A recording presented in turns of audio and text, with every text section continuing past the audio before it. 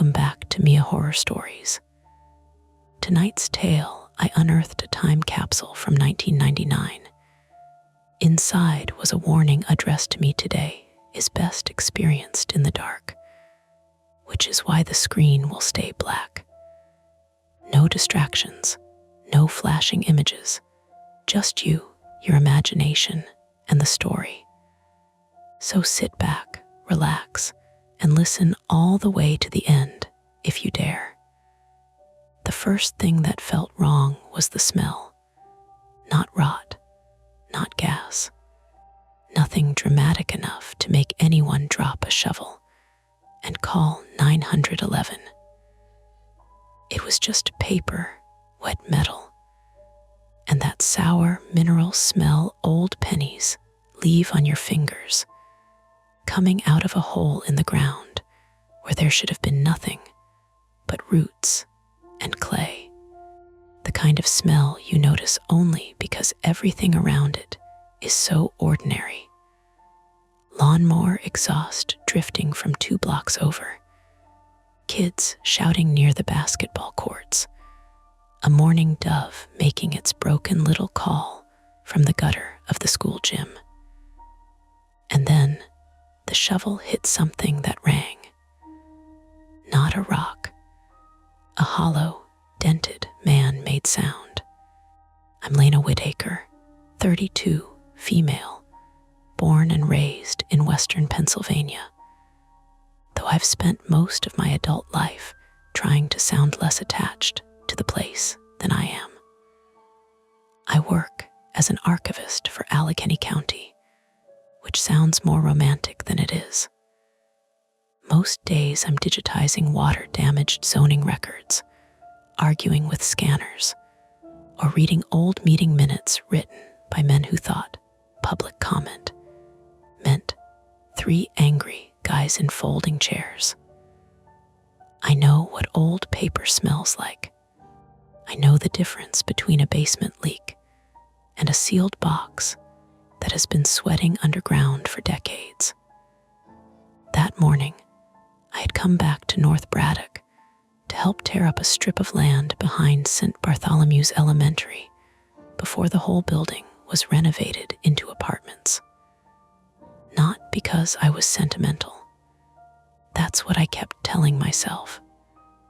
Okay, said Mark, leaning on his shovel and breathing like he'd sprinted there instead of walked 12 feet. Either we found pirate treasure, or this school buried its asbestos in a cookie tin. Mark Hensley, 34, male, was my oldest friend, and the reason I was there before 9 on a Saturday wearing jeans I didn't like enough to save. He taught 7th grade history in Pittsburgh, had a laugh that made people forgive him too quickly, and dealt with every uncomfortable moment by making it slightly more uncomfortable on purpose. We had gone to St. Bart's together until 6th grade, back when the cafeteria served square pizza with orange grease pooling in the corners, and the hallways smelled like bleach, pencils, and little kid sweat. Don't say asbestos, I told him. I'm manifesting responsible disposal. You're manifesting a lawsuit.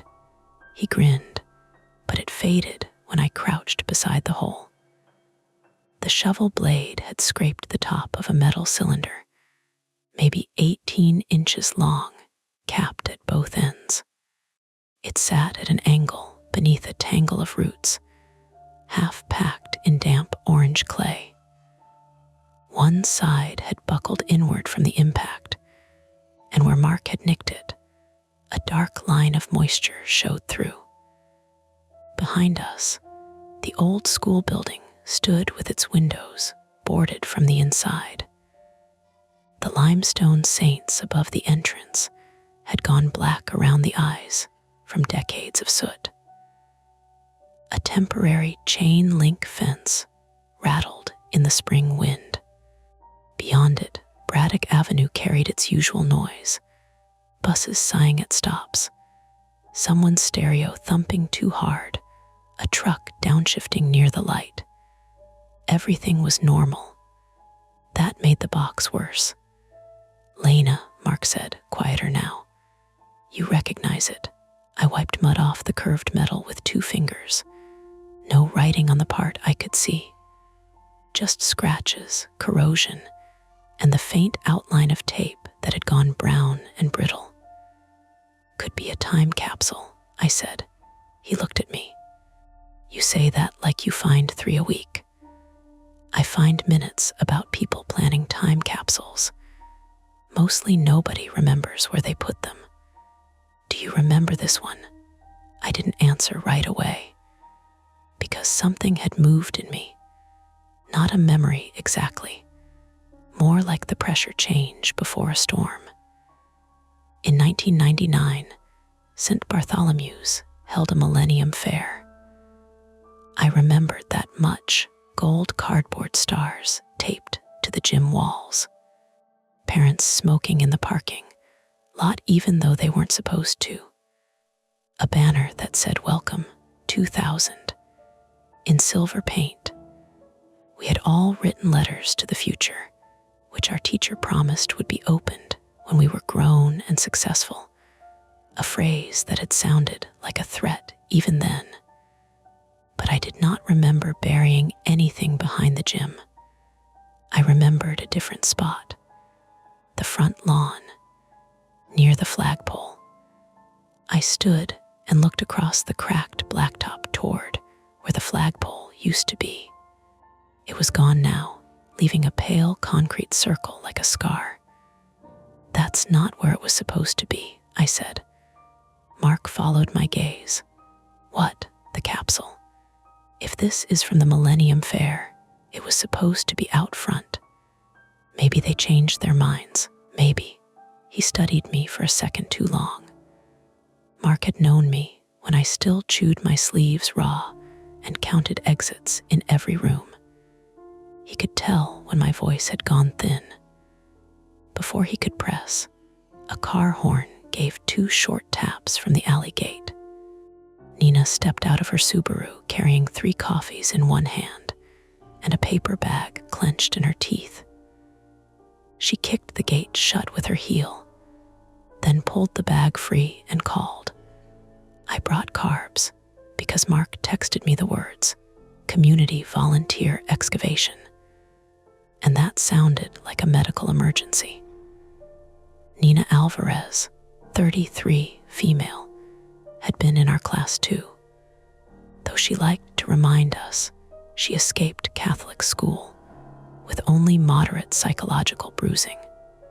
She worked as an ER nurse at UPMC Mercy, had a habit of assessing injuries while pretending not to, and moved through the world with the brisk patience of someone who had seen too many people make dumb decisions near power tools.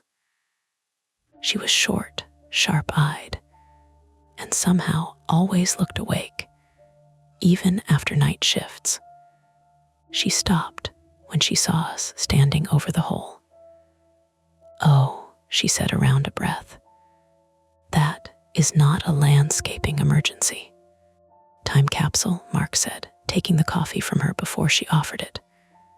"Maybe," I said. Nina handed me mine. "Why do you look like it insulted your mother?" "It's in the wrong place." Nina looked from me to Mark, then down into the hole. "Wrong place according to who?" "According to me." "Ah, the county records Goblin has spoken." I smiled because she expected me to. It didn't quite land. Nina crouched, her knees popping. She tilted her head, listening as if the thing might tick. "Was it supposed to be here?" "No," I said. "And if it's been breached, we shouldn't just rip it open. There could be mold, rusted edges, broken glass, or asbestos," Mark added. Nina shot him a look. "Do not make me use the nurse voice." "I fear the nurse voice." "You should." The contractor had left us the back strip to clear of loose debris before Monday, when the heavy machinery would come in. That was our everyday motive, plain and unglamorous. A volunteer cleanup organized by former students before the building became something expensive enough that none of us could afford to live in it. I'd agreed because the Borough Historical Committee wanted someone to identify anything worth preserving. Mark came because he was Mark. Nina came because she said unsupervised nostalgia was how tetanus happened. There were supposed to be maybe 12 volunteers. Only 5 showed up, and 2 had already wandered to the front lot to argue with a collapsed sign. So it was just us behind the gym, with the wind pushing wrappers along the fence and the exposed capsule lying in the dirt like something coughed up. Could call Denise, Mark said. She's the committee chair now, right? Denise will tell us to bring it inside, take pictures, and make it a Facebook post, I said. Is that bad? I looked at the dented seam. A bead of muddy water slid out, slow and dark. It's bad if we destroy half the contents before documenting it.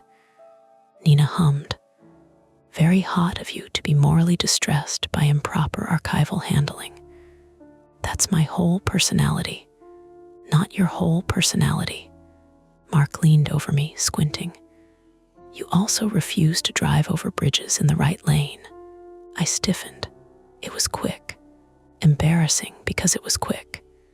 Nina noticed. Mark noticed that Nina noticed. His face changed. Sorry, I was kidding. I know. But the thing about private fears is that they stop being private long before you tell anyone. Mine had always been getting trapped somewhere, while everyone else decided there was no real emergency. A bridge lane, an elevator, a basement hallway with the light switch at the wrong end.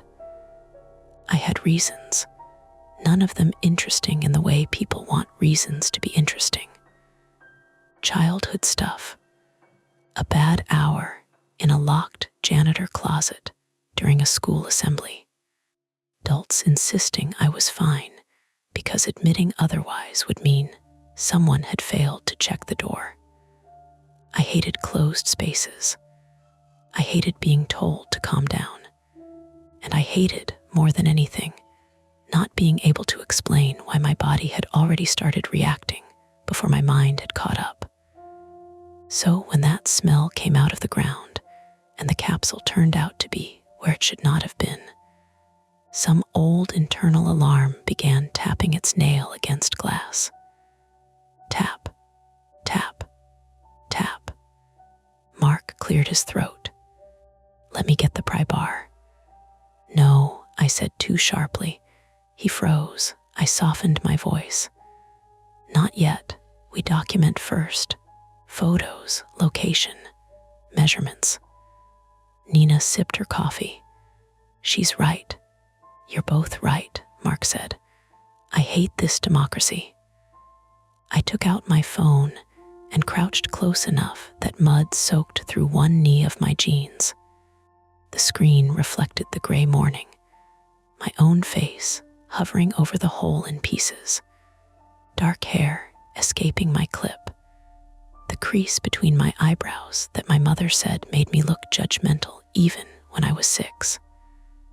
I took a wide photo, then closer, then one with the gym wall and frame for reference. When I leaned in to photograph the damaged seam, I noticed something caught under the old tape. Not writing. A strip of plastic, pale blue, wedged between layers of corroded metal and dried adhesive. Used a twig to tease it free. It came loose with a wet, papery sound. Nina leaned over my shoulder. What is that? A corner of a laminated card. Mud-streaked. The kind teachers used to make with construction paper and a school laminator that left cloudy bubbles around the edges. Only 3 characters were visible through the grime. LW, my initials. I stared at them until Mark said my name. Lena. It could be anything, I said. Neither of them argued. That was how I knew they were worried. Rubbed the plastic with my thumb. More letters appeared beneath the mud, not enough to read. The laminate had peeled along one side, and water had seeped in, blurring whatever ink was inside into a gray-blue bruise. Mark's voice went careful. Lots of LWS. In our class, Nina asked. He looked at her, annoyed. What? I'm not being spooky. I'm asking. There had been Laura Wilkes, I remembered. She moved to Ohio in 4th grade. There was Lucas Ward, but he was 2 years ahead. There was me. A gust pushed through the alley, and the chain link fence shivered hard enough that one of the loose privacy slats slapped metal again and again. Clack, clack, clack. From inside the boarded gym, something answered, a dull knock. We all looked up. For 1 second, none of us moved. Then a pigeon burst from a broken vent above the gym doors, wings battering the air with frantic, hollow thumps.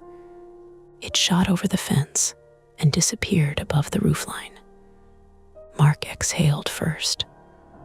Okay, great. Love that. Nina pressed 2 fingers to the side of her neck, checking her pulse out of habit or irritation. Buildings full of birds. That's normal. Super normal, Mark said. Birds are famously considerate about dramatic timing. I laughed once, but it came out dry. The calm returned, technically. Cars kept passing. Somewhere in the neighborhood, a dog barked until someone yelled it quiet. Nina opened the paper bag and held out a glazed donut like a peace offering.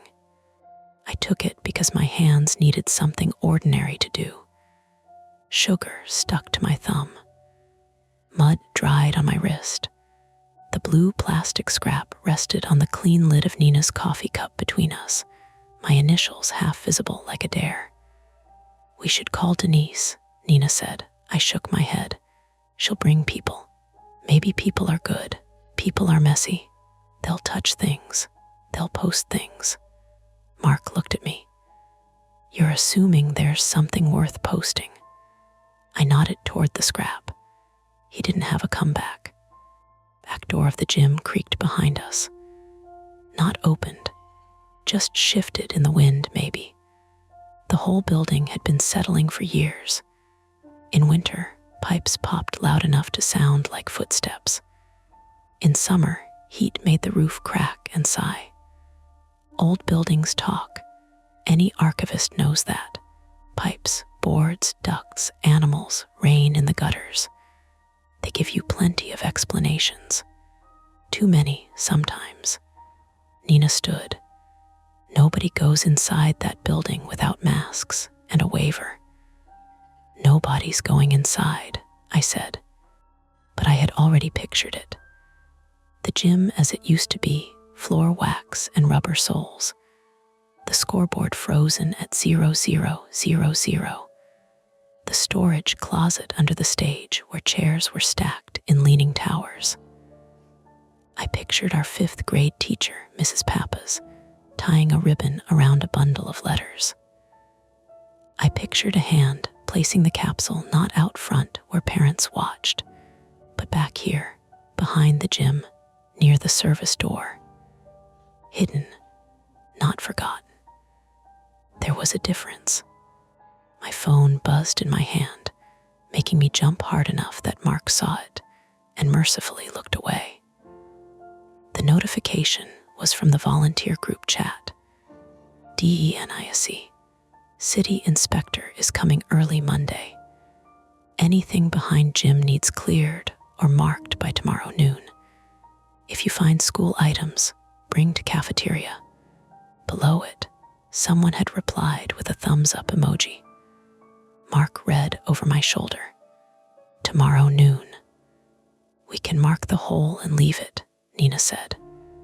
Let the committee deal with it properly. If we leave it, Mark said, the excavator might chew it up Monday.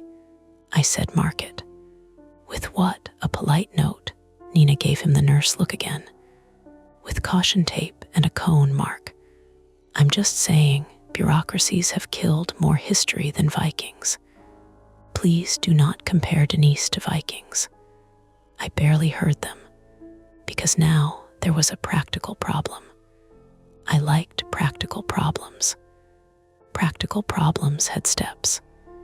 Document the find. Stabilize the object. Notify responsible parties. Avoid contamination. Arrange safe opening indoors with gloves, masks, and witnesses. But the dent in the capsule had already let water in. If the contents were paper, every hour mattered, and my initials were on the scrap. That was not a reason to open it in the dirt behind an abandoned school. It was not. I knew that with the clean, professional part of my brain. The other part, the part that still remembered a closet door handle refusing to turn, while music thudded through the gym wall, wanted answers before any adult voice could say, "You're overreacting, Lena." I picked up the blue plastic and held it to the light. More ink showed through where the mud had thinned. A line of text, blurred but not gone. Not my full name. Not yet. Just enough letters to make the morning tilt. For Lena W. Nina saw it at the same time I did. She said, "Okay." Mark said nothing. That frightened me more than his jokes would have. The three of us stood behind the ruined school with coffee going cold, the city moving around us like it had no reason to stop, and a metal cylinder from 1999 half buried at our feet. We had two bad options. Leave it sealed and risk losing whatever was inside to water, contractors, or committee chaos. Open it ourselves and cross a line that would make everything after this our responsibility. A bus hissed at the corner. The fence clicked in the wind. Mark finally crouched and rested one hand on the handle of the pry bar he'd brought from his truck without telling me. He didn't lift it. "Your call," he said. And for a moment, the only sound was mud slipping from the capsule back into the hole, drop by drop, as if something buried for 27 years had begun keeping time again. Mark didn't open the capsule with the pry bar right away. That mattered later, because it meant there was a clear moment when we could still claim we had done the sensible thing. For maybe 10 seconds, all three of us stood around the hole, pretending the choice was still balanced. The blue laminated scrap lay on Nina's coffee lid, its dirty corner lifting in the breeze. The letters for Lena W. sat there with that awful plainness printed things have, like they don't care what they do to you. Then a drop of water slid from the capsule seam and hit the mud with a soft little click. "Paper won't survive this," I said. Nina folded her arms. "That is not the same as saying we should open it in a construction zone. We can stabilize it. You can stabilize it." Mark is holding a pry bar like a raccoon with a stolen screwdriver. Mark raised one hand. I respect the raccoon community and will not respond. I looked toward the front lot, where the other two volunteers were still arguing near the collapsed sign. One of them had dragged a traffic cone over and was using it as a stool. No Denise, no inspector, no police, no responsible adult, which would have been funny if I didn't feel 12 years old again, standing behind a locked door and waiting for someone to notice I was gone. We document the opening, I said. Gloves, masks, photos before every step. If there's anything personal or concerning, we stop and call the police. Nina's expression sharpened. Concerning how? I pointed at the scrap without touching it. She looked down. For once, Nina had no immediate answer. The time-sensitive problem presented itself in layers, the way bad mornings do. First, the capsule was leaking. Then, Denise texted again. Inspector moved walk-through to 8 a.m. Monday. Contractor says anything unmarked gets removed. Please finish back lot today if possible. Then, while Mark was getting nitrile gloves from Nina's trunk, the sky pressed lower and darker over the rooftops. Rain by noon, Nina said, checking her weather app. How bad? She turned the screen toward me. A yellow band sat over the Pittsburgh area, ugly and bright. Thunderstorms, flood advisory for parts of Allegheny County. Mark came back with the gloves and 3 disposable masks from a first aid kit. Great. A dramatic weather assist. It's not dramatic, Nina said.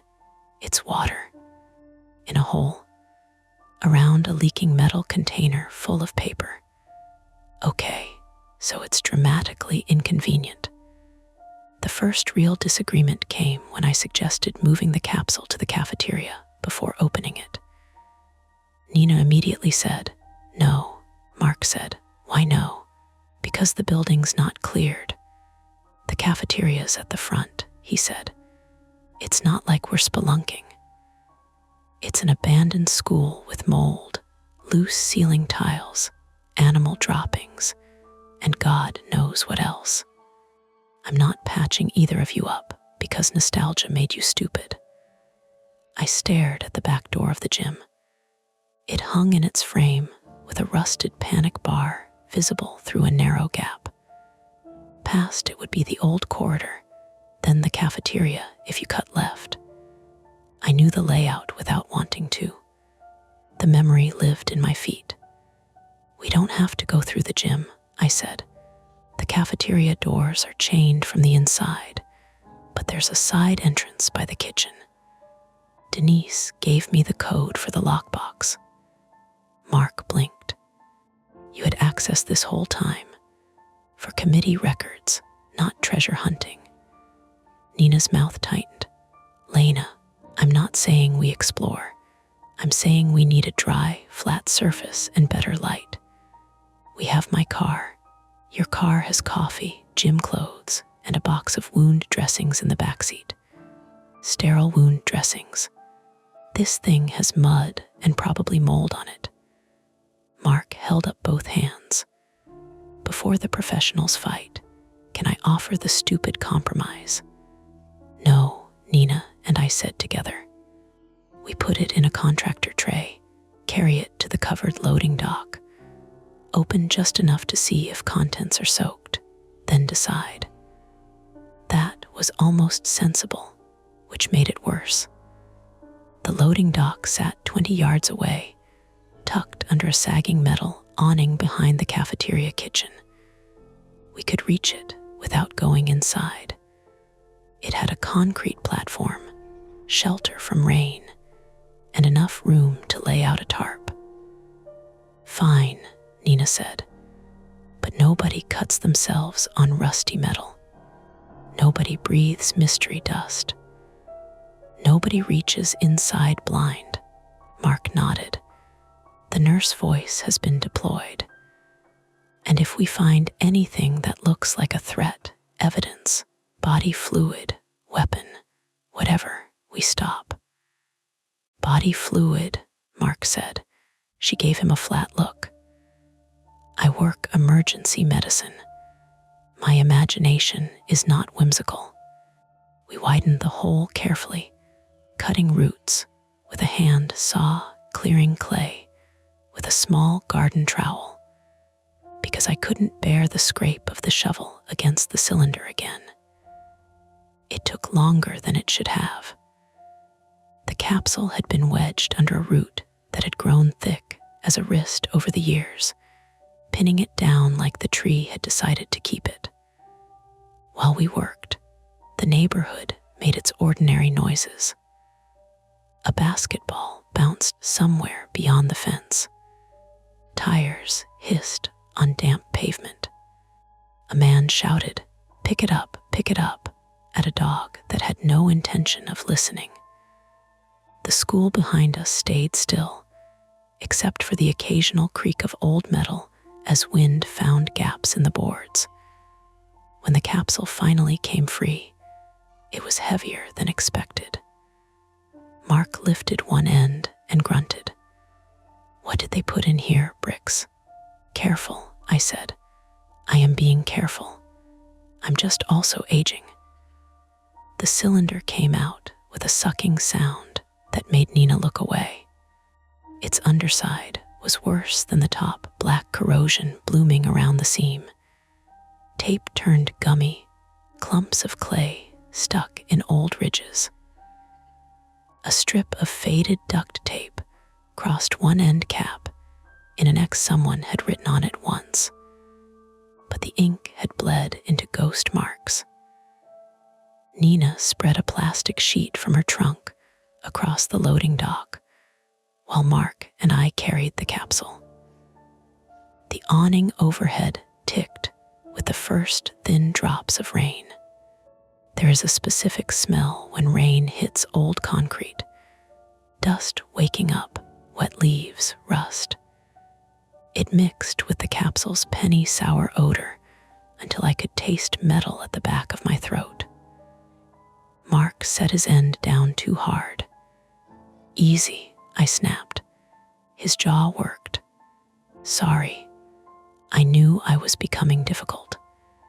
The tightness in my voice, the need to control each step, the way my hands shook until I gave them a task. It was the same flaw that made me good at archive work and bad at relationships. I believed, somewhere deep and childish, that if I documented everything correctly, nothing could surprise me. But the capsule had my initials on it. Documentation had already failed. I took another round of photos. Wide shot, seam, end caps, the blue scrap beside it with a pen for scale. Nina watched the sky while Mark searched his toolbox for something less violent than the pry bar. He came up with a putty knife and a pair of pliers. "Archivist approved." "Archivist tolerated," I said. We put on gloves and masks. The masks made our voices muffled, which made the whole thing feel more official and more ridiculous at the same time. The first strip of tape came away in pieces. Beneath it, the metal had been sealed with old silicone or epoxy, browned and cracked. Mark worked the putty knife gently under the edge while I held the cylinder steady with both hands. Nina stood close enough to intervene. "Slow. I know, slower than that. I know, Nina, your wrist is angled wrong. Nina, fine, cut yourself. I'll bill you." The end cap shifted with a tiny squeal. All three of us stopped. Water welled up along the seam, thin and brown. Not much, but enough. "Okay," I whispered. "Tilt it this way." Mark looked at me. "Should we be filming? I'm taking stills." "That's not what I asked." I almost snapped at him again, but he was right. If this became anything beyond a weird local history find, video mattered. I set my phone against Nina's coffee thermos, camera facing the capsule. "Say the date," Mark said. "It's May 3rd, I said. "Year, 2026. Location, back loading dock of the former St. Bartholomew's Elementary School, North Braddock, Pennsylvania." The phrase "former St. Bartholomew's" did something to the air. maybe only for me. Mark eased the cap another quarter inch. A smell pushed out. This one was stronger. Wet paper, mildew, old plastic, and something chemical, like a basement where paint cans had leaked years ago. Nina stepped back. Pause. We paused. She took a small flashlight from her pocket and angled it into the gap. I can see plastic, bags maybe. Don't open it more yet. We need to drain it, I said. Onto what? Mark grabbed an empty storage bin lid from his supplies. Here. We tipped the capsule just enough. Brown water ran into the lid, carrying flecks of rust and tiny white scraps that might have been paper pulp. The sound of it pattering into plastic was so delicate it made my teeth press together. Jesus, Mark muttered. Nina leaned closer. That's not 27 years of groundwater. What do you mean? I asked. There's too much free liquid for a sealed capsule unless it's been compromised for a while. It was dented. By us today. Mark looked sick. Maybe. No, I said, too quickly. The corrosion was already dark at the seam. Nina pointed with her gloved finger, not touching. And look there. Near the end cap, under a strip of tape we hadn't removed, was a small round puncture. Clean-edged, not new exactly, but not eaten by rust either. Someone had drilled into the capsule and covered the hole. Mark bent down. Could be a vent. Why would you vent a time capsule? Nina asked. He didn't answer. That was the second unsettling detail. Not that the capsule had leaked, but that it looked like someone had made it leak on purpose. Rain thickened on the awning. The drops turned from ticking to drumming. Beyond the loading dock, the back lot darkened, shallow puddles forming entire ruts, and along the fence. We had less time than I wanted. Open it, I said. Nina's head turned. Lena, the contents are already wet. If we wait, they'll be paste. And if this is evidence of something, then we document what we can before it's destroyed. Mark watched us like a man watching a match approach spilled gasoline. I'm going to keep moving unless someone says stop. Nobody said stop. The cap finally came free with a wet pop. Inside was a sleeve of plastic bags packed tight, some cloudy with age, others newer looking. That made my hands go cold in a very practical way. Plastic from 1999 becomes brittle, yellowed, creased. One bag near the top looked like a freezer bag from the last few years. Clear, flexible, blue double zipper, still bright. Mark saw it too. That doesn't belong. No, I said. It doesn't. Nina lifted her phone. I'm calling Denise. I almost said no. The word rose in me automatically, ugly and panicked. No more people. No more voices telling us what we had seen. No one taking this away and filing it under local curiosity before I understood why my name was inside. But Nina had already stepped to the edge of the awning, one finger pressed to her ear against the rain. Voicemail, she said after a moment. Of course. Text her photos, Mark said. Nina did, thumbs moving fast.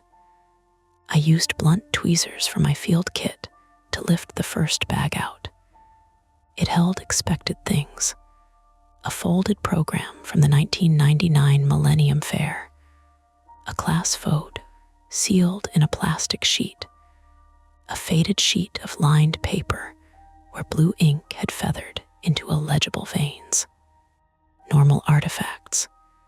Sad, damaged, but normal. The second bag had buttons, a Beanie Baby tag, a newspaper clipping about Y2K preparations at local hospitals. The third bag was newer. It sat wedged between older bundles, not on top, not casually added. Someone had opened the capsule after burial, inserted the new bag deeper inside, and resealed it well enough that no one would notice unless they looked closely. My mouth went dry behind the mask. On the outside of the freezer bag, written in black marker, was my full name. Lena Whitker, open only after May 3, 2026. Under that, in smaller letters, do not let Mark call IT a prank. For a few seconds, the rain was the loudest thing in the world. Then Mark said, "I'm not enjoying that." Nina stared at him. "Did you write this?" "What? No." "Mark." "No, Nina, no. I did not bury a bag in a rusted time capsule 27 years ago with instructions about myself being annoying in the future." "It wasn't buried 27 years ago," I said. Both of them looked at me. I pointed at the bag. That kind of zipper seal, that marker. The capsule was reopened. Mark swallowed. "When?" "That's the question." My hands had started shaking again. I set the tweezers down because I didn't trust myself not to tear the plastic. Inside the bag was a packet of folded papers, a cheap USB flash drive with a red plastic casing, and a small brass key taped to an index card. The card had more writing on it, but the fold of the bag distorted the words. Nina's phone buzzed. She checked it, frowning. "Denise says she didn't authorize anyone to open anything and wants us to stop immediately." "Helpful," Mark said. Another buzz. Nina read the next message, and her face changed. "What?" I asked. "She says don't remove anything from school property. She's on her way." "That makes sense," I said, though my stomach dipped. Nina looked at me. "There's more." She turned the phone around. "DENISC. Also, who is with you?" "DENISC. Someone just called me from the old school number and said 3 people were trespassing behind the gym." Mark looked toward the boarded building. The old school number. The landline had been disconnected for years. At least, I thought it had. Maybe the renovation company had reactivated service. Maybe calls could be spoofed. Maybe Denise misread something in a hurry. Explanations lined up politely, each one possible. None of them made me feel better. "My car's out front," Mark said. "I didn't see anyone." Nina stepped to the edge of the loading dock and looked through the rain toward the alley. "Mine's by the gate." I turned back to the capsule because looking at the building made the old trapped feeling flare behind my ribs. On the index card inside the freezer bag, through the plastic, I could now read part of the message beneath the key. "Cafeteria freezer, not the kitchen one." My breath snagged. Mark leaned in. "What does that mean?" "I don't know." "You know the school," Nina said. "There was a walk-in freezer in the kitchen." "Not the kitchen one," Mark read aloud. I closed my eyes for half a second, because I did know. Not immediately, but the memory came up like something rising through dirty water. Cafeteria, against the far wall near the stage. There had been an old chest freezer used during festivals. White lid, metal latch. It held bags of ice for parish picnics, popsicles on field days, sometimes frozen pierogies for fundraisers. It wasn't technically in the kitchen. It sat in the cafeteria itself, under a bulletin board where teachers pinned lunch menus and lost mittens. When the school closed, maybe it had been removed. Maybe not. "Lena," Mark said. There was another freezer. Nina gave a short, humorless laugh. Absolutely not. We don't even know if it's still there, I said. Good. Then we cannot go find out. Mark rubbed both hands over his mask. The message says open after today's date. It mentions me. It points to something in the cafeteria. Someone called Denise from the school number to report us. That feels like a lot of coincidences. Coincidences are allowed, Nina said. Yes, but they're being rude. A sharp metallic clang came from inside the building. Not the gym this time, from the direction of the cafeteria doors. Nina flinched, but recovered fast. Loose pipe. Could be, I said. Another clang. Then a scraping sound, long and slow, like furniture dragged across tile. Mark whispered, "That one also a pipe." Nobody answered. My phone buzzed on the concrete beside the thermos, still recording video. Unknown number. The screen lit up with the call, vibrating so hard it inched toward the edge of the loading dock. I picked it up before I meant to. The number was local. 412 area code. Don't answer, Nina said. I answered. For 1 second there was only static, thin and wet sounding, as if the line were open in the rain. Then a man breathed close to the receiver, not speaking, just breathing. "Hello," I said. Mark mouthed, "Hang up." A voice came through, low and rough, maybe older, maybe distorted by a bad connection. "You dug in the wrong place." My fingers locked around the phone. Nina stepped closer. "Put it on speaker." The line crackled. The voice said, "Leave the bag. Fill the hole. Walk away before noon." Then the call ended. For a moment, none of us moved. The rain hammered the awning. Water ran in sheets off the edge, splashing onto the plastic tarp, spattering mud onto my shoes. Somewhere inside the building, the scraping stopped. Mark said very quietly, "Okay, police." Nina nodded. "Police." I should have agreed immediately. Any reasonable person would have. Unknown caller. Threatening message. Possible trespasser inside an abandoned building. Time capsule tampered with. My name on a bag. Police. Simple. But fear doesn't always make you run. Sometimes it makes you stubborn. Sometimes it makes the locked door inside your head rattle until all you can think is, not again. Not this time. Not without knowing why. "Call from the front lot," Nina said, "away from the building." Mark picked up the freezer bag with 2 fingers. "No," I said. He froze. "What? We can't contaminate it." "Lena, someone just threatened you." "I know." "Then evidence can ride in the car. If we remove it after Denise said not to, and before police see the original location, we make everything worse." Nina stared at me. "Your rules are about to get you hurt." That landed.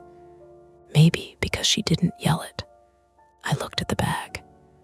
My name, the date, the key, the words about the freezer.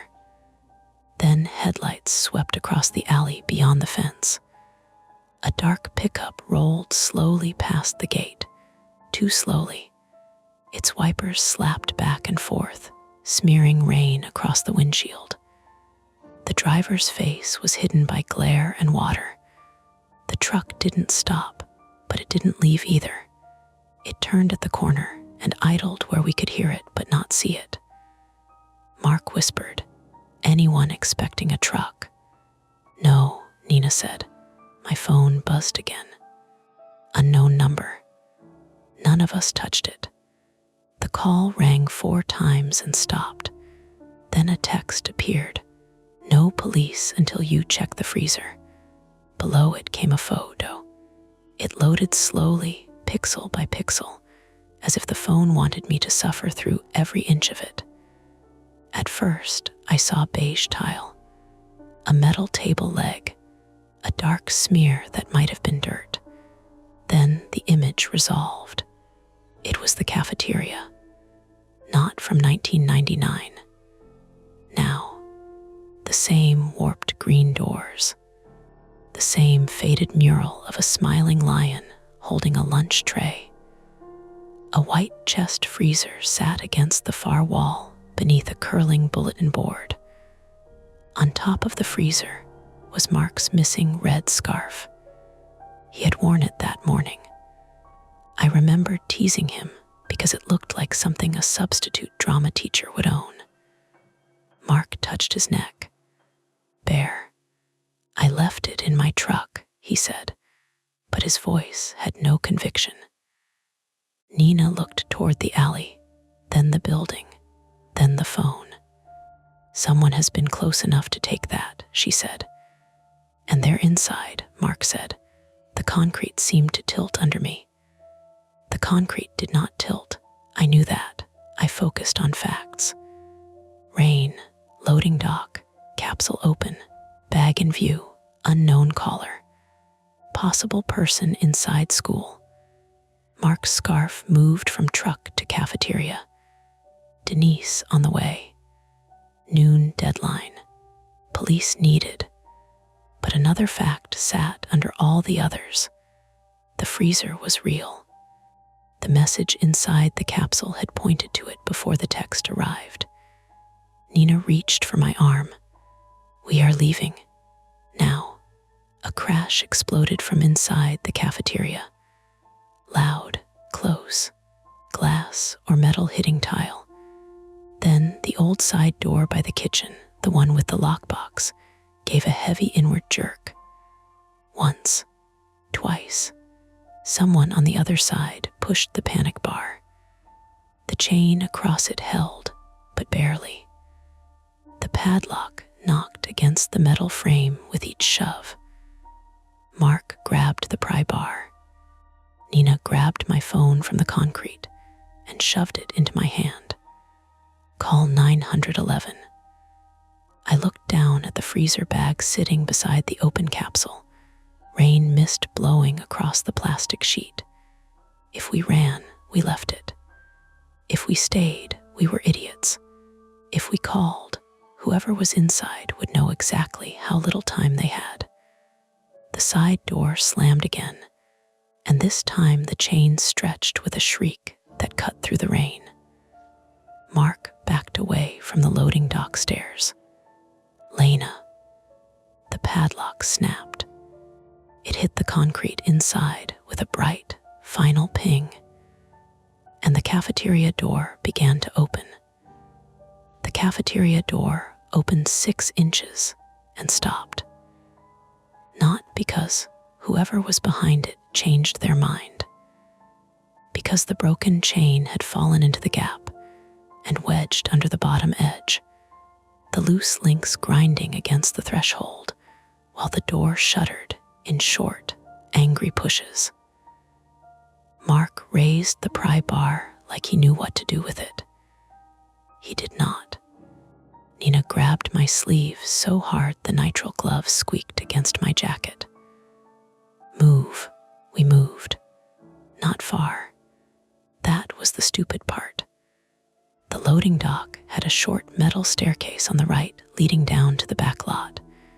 Then the alley gate beyond that, maybe 30 yards through rain and mud. Straight ahead was the cafeteria door, now opening by inches. To our left, the old gym wall ran toward a fenced service lane choked with weeds and broken pallets.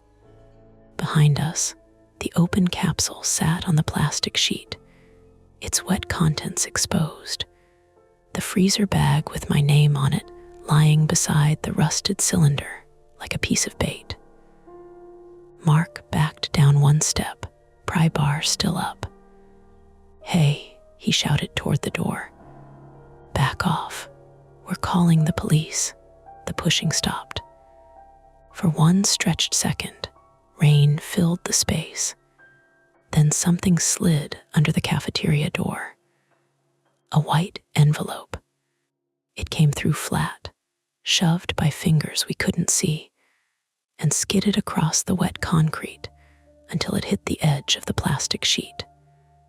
Nobody spoke. The door pulled shut from the other side with a soft, careful click. That was worse than the shoving.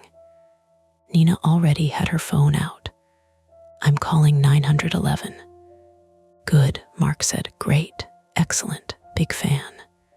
She stepped toward the edge of the awning, searching for signal. "Damn it." "What?" "1 bar. "I had signal," I said, checking my own phone. My screen still showed the unknown text with the cafeteria photo. Then the signal bars dropped from 2 to 1 to nothing. The call button on the 911 screen spun and failed before connecting. Nina lifted her phone higher, as if bargaining with the clouds. Storm might be messing with it. "Or the building," Mark said. "Don't start." "I'm not starting. I'm observing that abandoned schools are made of brick, metal, and bad decisions." The door stayed shut. The envelope stayed on the concrete. That became our first attempt. Call for help, leave the property, keep the evidence intact. Simple. It failed in pieces. Nina tried 911 again. Failed. Mark tried. Failed. I tried sending our location to Denise. The message hung there with a little gray progress line that never completed. Rain battered the loading dock awning hard enough to make conversation feel private and trapped, like we were standing inside a drum. "We go to the front lot," Nina said. "Signal will be better by Braddock Avenue." "What about the capsule?" I asked. "Leave it. We can't just leave evidence. We also can't die guarding wet paper." "She's right," Mark said. I looked at him. He lifted one hand. "I hate that she's right, but she is making a strong anti-death argument." The envelope was plain white, no stamp, damp along one edge. On the front, in block letters, someone had written, "Take the bag, leave the rest." Nina saw me looking. "Don't touch it." I was. "We're thinking about it." I was. That was the thing about being an archivist. Objects did not feel passive to me. They felt like people waiting to be misquoted. The envelope, the bag, the capsule, even the muddy water in the plastic bin lid, each one had a context. Move one and the story changed. Leave one and someone else could change it for us. But the cafeteria door had opened. A real person was inside. A real person had Mark's scarf. The rules had changed. "We photograph it," I said. "Then we go." Nina gave me a look that said she was done negotiating, but she let me take one picture. Mark stuffed the freezer bag into his jacket before I could object. "Mark, I know, evidence, chain of custody. But the note says take the bag, and I would like to know why someone wants us to leave everything else." "That is exactly why you shouldn't," a sound cracked from inside the cafeteria. 3 knocks, measured, not random pipe noise, not settling. 3 knocks from the other side of the door. Mark's face tightened. "Front lot. Now." We took the metal stairs fast, too fast. Rain had slicked the steps, and my right foot slid out on the second one. My shin clipped the edge with a flat, nauseating impact that shot pain up to my knee. Nina caught me under the arm before I went down. "You okay?" "I'm fine." "You're bleeding." "I'm fine enough." We ran across the back lot anyway. The geography was suddenly sharp in my head. Loading dock behind us. Gym wall to the left. Chain link fence and alley gate ahead. To the right, beyond the cafeteria windows boarded with plywood, the blacktop curved toward the front of the school, where Mark's truck and Nina's Subaru were parked near the old main entrance. If we could get through the alley gate and around the building, we could reach Braddock Avenue, better signal, witnesses, traffic. We got to the gate. The padlock was gone. So was the chain. For half a second, that seemed good. Then Mark yanked the gate and it didn't move. What? Nina snapped. He pulled harder. The fence rattled, loud and useless. It's wired. Someone had looped heavy steel wire through the latch and twisted it tight with a tool. Fresh silver cuts shone where the ends had been clipped. Mark cursed and jammed the pry bar between the latch and post. Nina tried 911 again. Come on, come on. The call connected. She froze, eyes wide. Yes. Hello. At the former St. Bartholomew's Elementary in North Braddock. There's someone inside the building, and the call dropped. No, she said, staring at the phone. No. Did they get it? I asked. I don't know. Behind us, from the loading dock, the cafeteria door opened again. We couldn't see who opened it. The angle was wrong, the awning blocking the view. But we heard the door scrape. We heard the chain drag over concrete. Mark put his shoulder into the pry bar. The wire creaked but held. Move, Nina said. She grabbed the bar from him, wedged it lower, and pulled with her whole weight.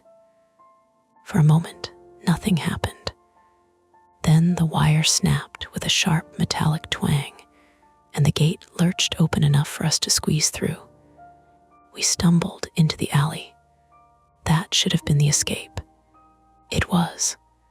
Mark's truck, parked 20 feet away beside a row of rain-dark trash bins, sat with its driver's door open. The dome light glowed weakly inside. His red scarf had not been left in the truck. Whoever had taken it had also been in the truck. Mark stopped so suddenly, I nearly hit his back. No, he said. Nina grabbed his arm. Do not go near it. My keys were in there.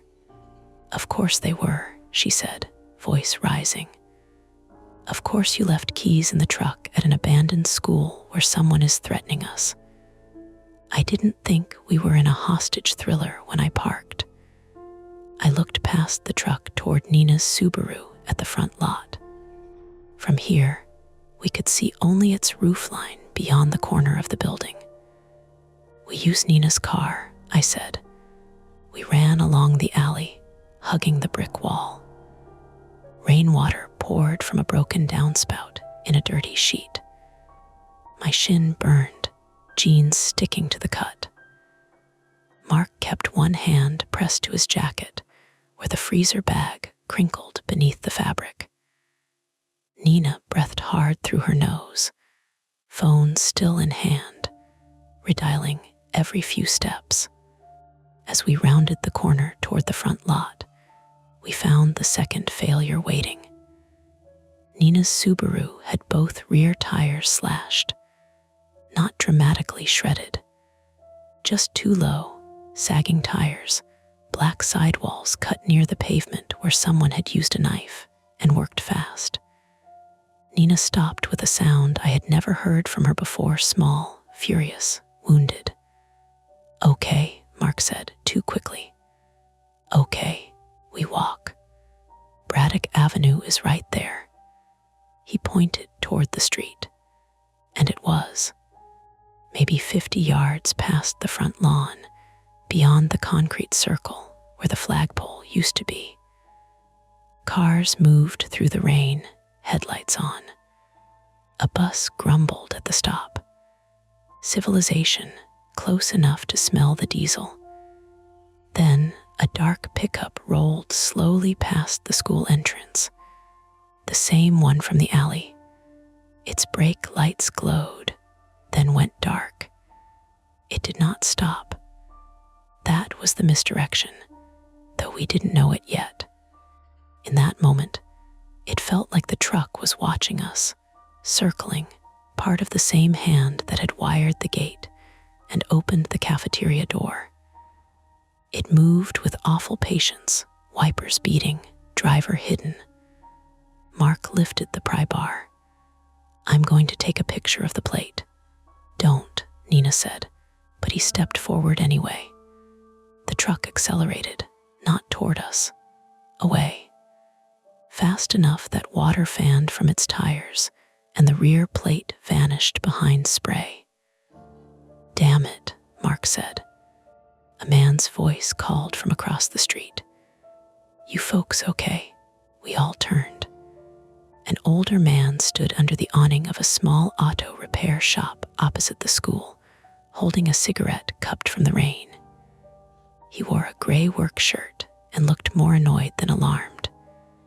Nina shouted, "Call 911. He blinked. "What? Call 911. "Someone's inside the school." The man stared at us, then at the school, then pulled out his phone. For one clean second, I thought we were out. Then he shouted back, "Line S busy or something." "It's not going through." "Busy," Mark shouted. "How is 911 busy?" Nina whispered. "Network congestion. Storm, bad tower. It happens." She said it like a nurse who had worked disaster drills, like she needed it to be normal. The older man cupped his hand around his mouth. "I'll try again." "Come across," Nina shouted. He looked at the rain, then the traffic, then us. He hesitated. A loud boom rolled overhead, thunder shaking loose dust from the school's boarded entrance. The man flinched back under his awning, and from inside St. Bartholomew's, the old fire alarm began to ring. Not a modern electronic wail. An old bell, harsh, mechanical, fast. BRR. The sound punched through the boarded windows and rolled across the lot. Birds shot from the roofline.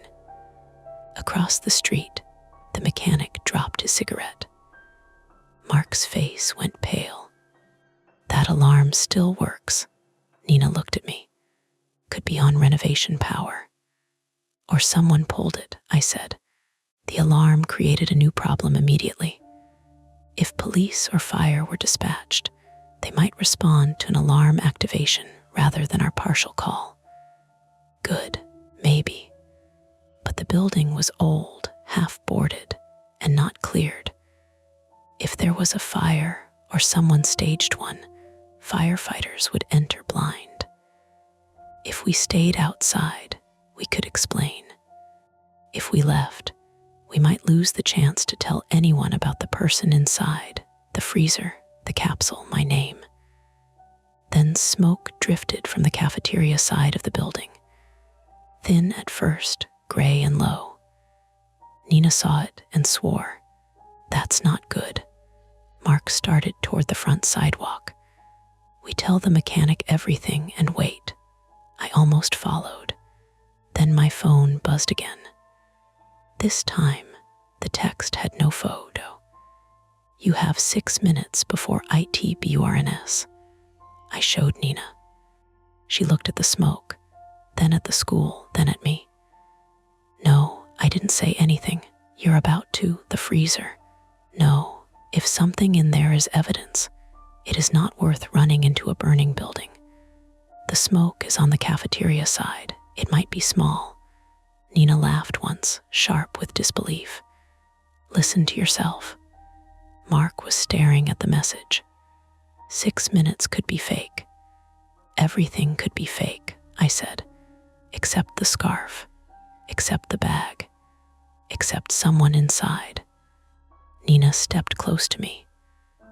Rain ran down her face, but her eyes stayed steady. "This is how people get killed, not by ghosts, not by curses, by thinking the next room has answers they're owed." That should have stopped me. It almost did. Then the cafeteria windows flickered orange behind the plywood.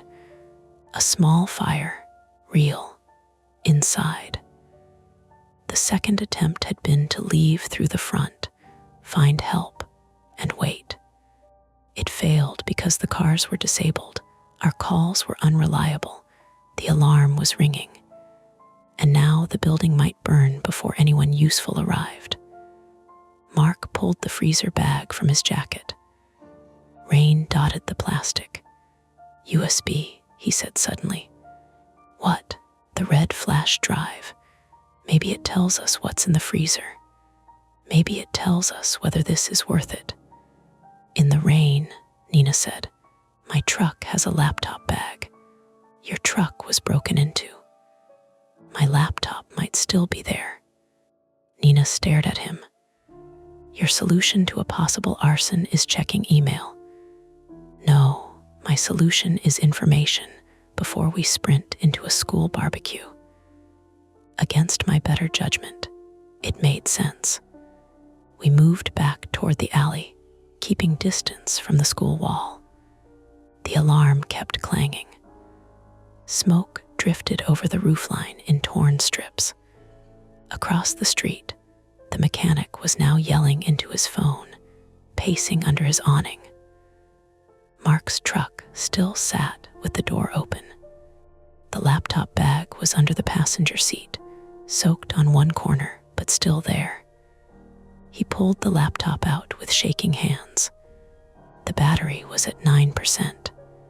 Of course, he said. We crouched behind the truck with the tailgate shielding us from part of the rain.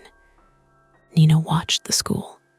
I opened the freezer bag carefully, trying not to let water inside.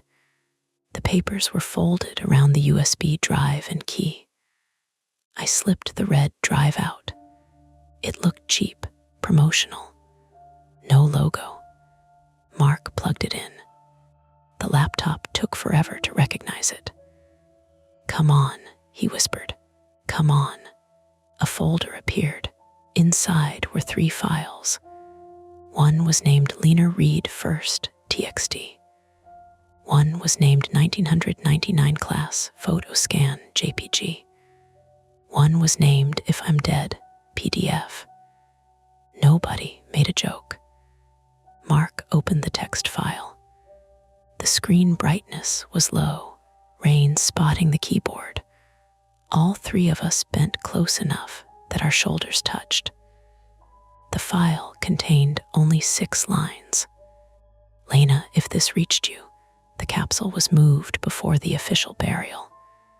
Do not trust the committee copy.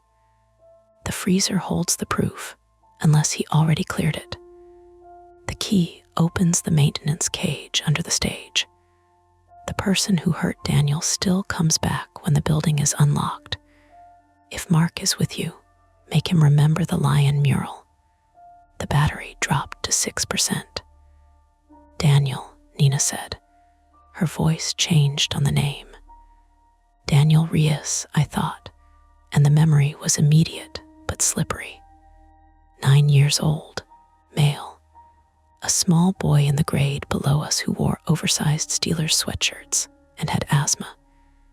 He had gone missing for half a day during the Millennium Fair. Not gone missing officially, not in the way that made newspapers. The adults said he'd wandered off and been found near the church basement. Everyone cried and hugged him, and then nobody talked about it again. At least, that was the story I remembered. Mark stared at the screen. Lion mural, you remember? I asked. No. You sure? His face twisted. I don't know. I remember the mural. Everyone remembers the stupid lion mural. Mark, I said I don't know. The anger burst out of him so suddenly that I flinched. He saw it and looked away, ashamed. Nina's phone rang. Not unknown, Denise. Nina answered on speaker. Where are you? Denise's voice came broken by static and road noise. 5 minutes out. Police said alarm call already logged. What the hell is going on? Someone's inside, Nina said. There's smoke. Our cars are disabled. What do you mean disabled? Tires slashed. Mark's truck broken into. A pause. Then Denise said lower, do not go inside. We're not trying to, Nina snapped. I said, Denise, who is Daniel Reyes? The line went quiet except for static. Denise, where did you hear that name? The way she asked it told me more than an answer would have.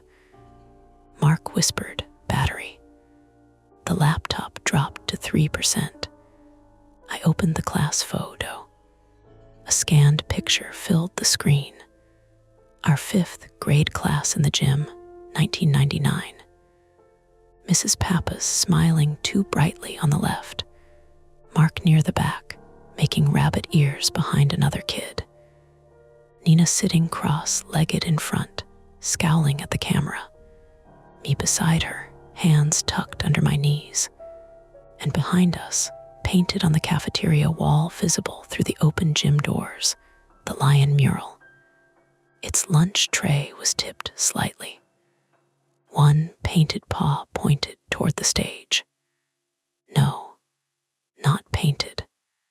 Someone had taped something small beneath the paw before the photo was taken. A dark rectangle, barely visible. Mark leaned closer. His breathing changed. I remember, he said. The laptop died. The screen went black, leaving our faces reflected in it, pale and wet. Nina still held the phone. Denise, the call had dropped. From the school, the fire alarm abruptly stopped. After so much noise, the quiet felt physical. Then came a different sound. A child crying. Thin, muffled, coming from inside the building. Nina's head snapped toward the cafeteria. No, Mark whispered, that's not real, but it sounded real. A child sobbing behind walls and rain and boarded windows. A small, hiccuping cry that rose, broke, and rose again. For 5 seconds I believed it. All of us did. Then the cry glitched. It repeated the exact same sob, same pitch, same broken inhale, again. A recording, misdirection. Cruel but human, Nina's face hardened. Speaker, phone, something inside. The explanation helped only a little, because someone had chosen that sound. Someone knew it would pull at us. Smoke thickened near the cafeteria roof vent. Not black, not roaring, but enough. The old alarm stayed silent. If anyone had reset it from inside, they had access to the panel. If the fire spread, the cafeteria, the freezer, the stage, and whatever maintenance cage existed beneath it could be gone before firefighters arrived. Mark looked at the dead laptop, then the school. The key opens the maintenance cage under the stage. I pictured the layout. Front entrance on Braddock Avenue led into the main hall. Cafeteria to the right. Gym behind it, connected by double doors. Stage at the far end of the cafeteria, with storage underneath where they kept folding chairs and holiday decorations. Maintenance cage under the stage, maybe accessible through a low side door. The chest freezer sat along the wall near the lion mural, between cafeteria tables and the stage steps. To reach it from outside, the safest route was the kitchen side door, the one whose chain had snapped. In through that door, left past the kitchen entrance, straight into the cafeteria. Freezer on the far wall. Stage beyond it, not safe, just shortest. Nina shook her head before I spoke. We wait for fire. If the recording is meant to lure us, Mark said, then someone expects us to go in. Yes, Nina said. That's why we do not. If the fire is meant to destroy what's in the freezer, I said, then waiting helps them. She turned on me. and going in helps them too. She was right. That was the trap tightening. Every choice had started serving someone else's plan. Sirens sounded faintly in the distance. For a second, hope. Then the sound faded north, away from us, swallowed by rain and traffic. Wrong call, Nina muttered. Or farther than we think. A new text came through on my phone. No number shown this time, just the message notification. Front doors locked, side door open. 5 minutes. Then a photo, the cafeteria freezer, closer now. Smoke hazed the air above it. On the white lid, beside Mark's red scarf, lay a laminated class name tag. Mine, the same blue plastic as the scrap from the capsule. Nina put both hands on top of her head. This is insane. Mark took the brass key from the freezer bag and pressed it into my palm. His fingers were cold. I don't remember the lion mural, he said, voice low. Not really. But when I saw the photo, I remembered Daniel crying behind the stage. I remembered Mrs. Pappas telling me I didn't see him. I remembered her squeezing my shoulder hard enough to bruise. Rainwater ran down his neck into his collar. He looked younger suddenly, not funny, not useful, just scared. My shin throbbed. My hands ached from clenching. My lungs felt too small. Nina looked toward Braddock Avenue, then at the mechanic still trying his phone, then at the school. She knew the timing. She knew smoke. She knew injuries. She also knew we were already past ordinary. If we go in, she said, and her voice shook with anger, we go 30 seconds. We do not split up. We do not chase sounds. We get the freezer open if it opens immediately. If there is heat, heavy smoke, blocked exit, or a person, we leave. Do you understand me? I nodded. Mark nodded. Nina pointed at me.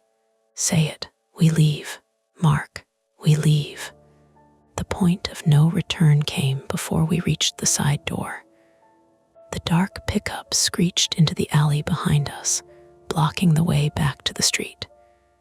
It stopped hard enough that its rear fishtailed in the rain. The driver's door opened, but no one stepped out. Instead, something flew from the cab and clattered across the wet pavement. A bolt cutter. Then the truck reversed, blocking the alley mouth completely, pinning Mark's truck on one side and the school wall on the other. The driver stayed hidden. The message was clear enough. Not out. In from the front lot. Another vehicle horn blared as traffic backed up around the sudden blockage. The mechanic shouted. Nina raised her phone again, screaming into a connection that came and went. Behind us, the cafeteria side door hung open into darkness and smoke. Ahead of us, the alley was sealed. And from inside the school, the recorded child's cry began to play again, softer now, repeating the same broken sob beneath the smell of burning plastic. We had wanted a way out. Someone had left us only a way through. The open side door breathed smoke, not thick movie smoke, not a black wall, just a low gray layer slipping out over the threshold in slow ropes, smelling of melted plastic, damp wood, and something electrical. The old school bell had stopped, but the recorded child kept crying somewhere inside, the same hiccuping sob over and over, until it stopped sounding like a child and started sounding like a machine with a cruel purpose. Nina pulled the collar of her jacket over her mouth. 30 seconds, she said, in and out. Mark gripped the pry bar in one hand and the brass key in the other. If If there's fire between us and the door, we leave. I nodded, but my eyes had already gone to the cafeteria. The side entrance opened into a narrow service hall I remembered from bake sales and fish fries. Kitchen on the left. Cafeteria straight ahead. The floor was old beige tile, glossy with tracked in rain and soot. A red exit sign glowed weakly behind us, buzzing like a trapped fly.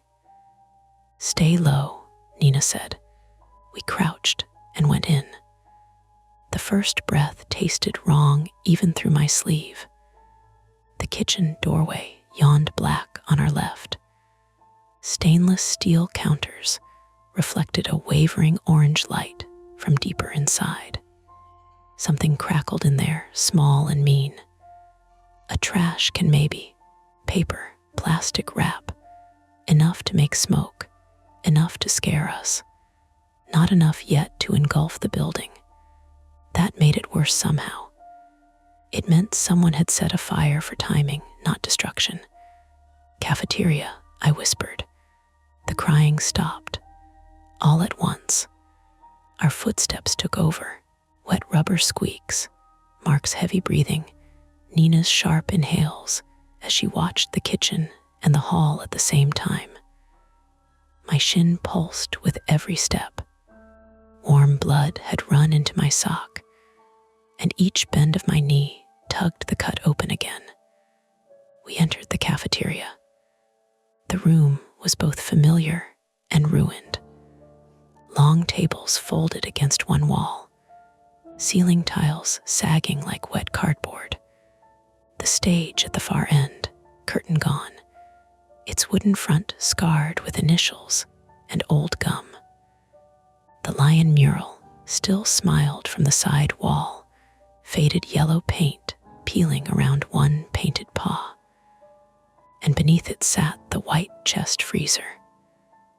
Mark's red scarf lay on top. So did my blue laminated name tag. The freezer was plugged into nothing. Its cord trailed across the floor, cut clean near the plug. Nina saw the smoke source before we did. There, in the kitchen pass through, a plastic storage bin burned on the floor, flames crawling through old paper napkins and packaging. A small fire, contained for now. Beside it, a blackened smoke alarm lay smashed.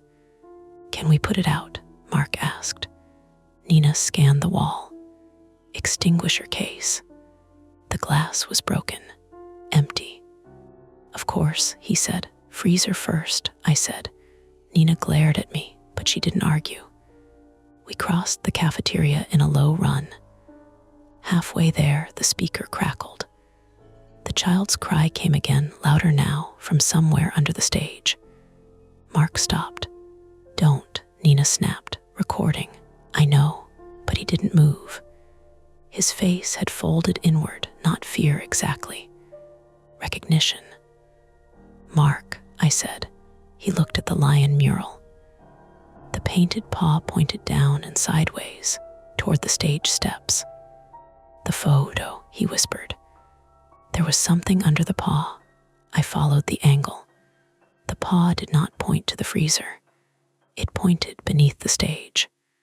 A metal vent panel sat half hidden behind stacked cafeteria chairs. 4 screws, rusted edges, big enough for a child. My stomach tightened. Nina grabbed the freezer lid and pulled. "Locked. Key," she said. Mark fumbled with the brass key, hands slick from rain. It didn't fit the freezer lock. "Maintenance key," I said. The text said the key opens the maintenance cage under the stage, not the freezer. Nina let out a breath like she might scream. Then, why point us to the freezer? A voice answered from the dark behind the stage. "To make sure you came in." We froze.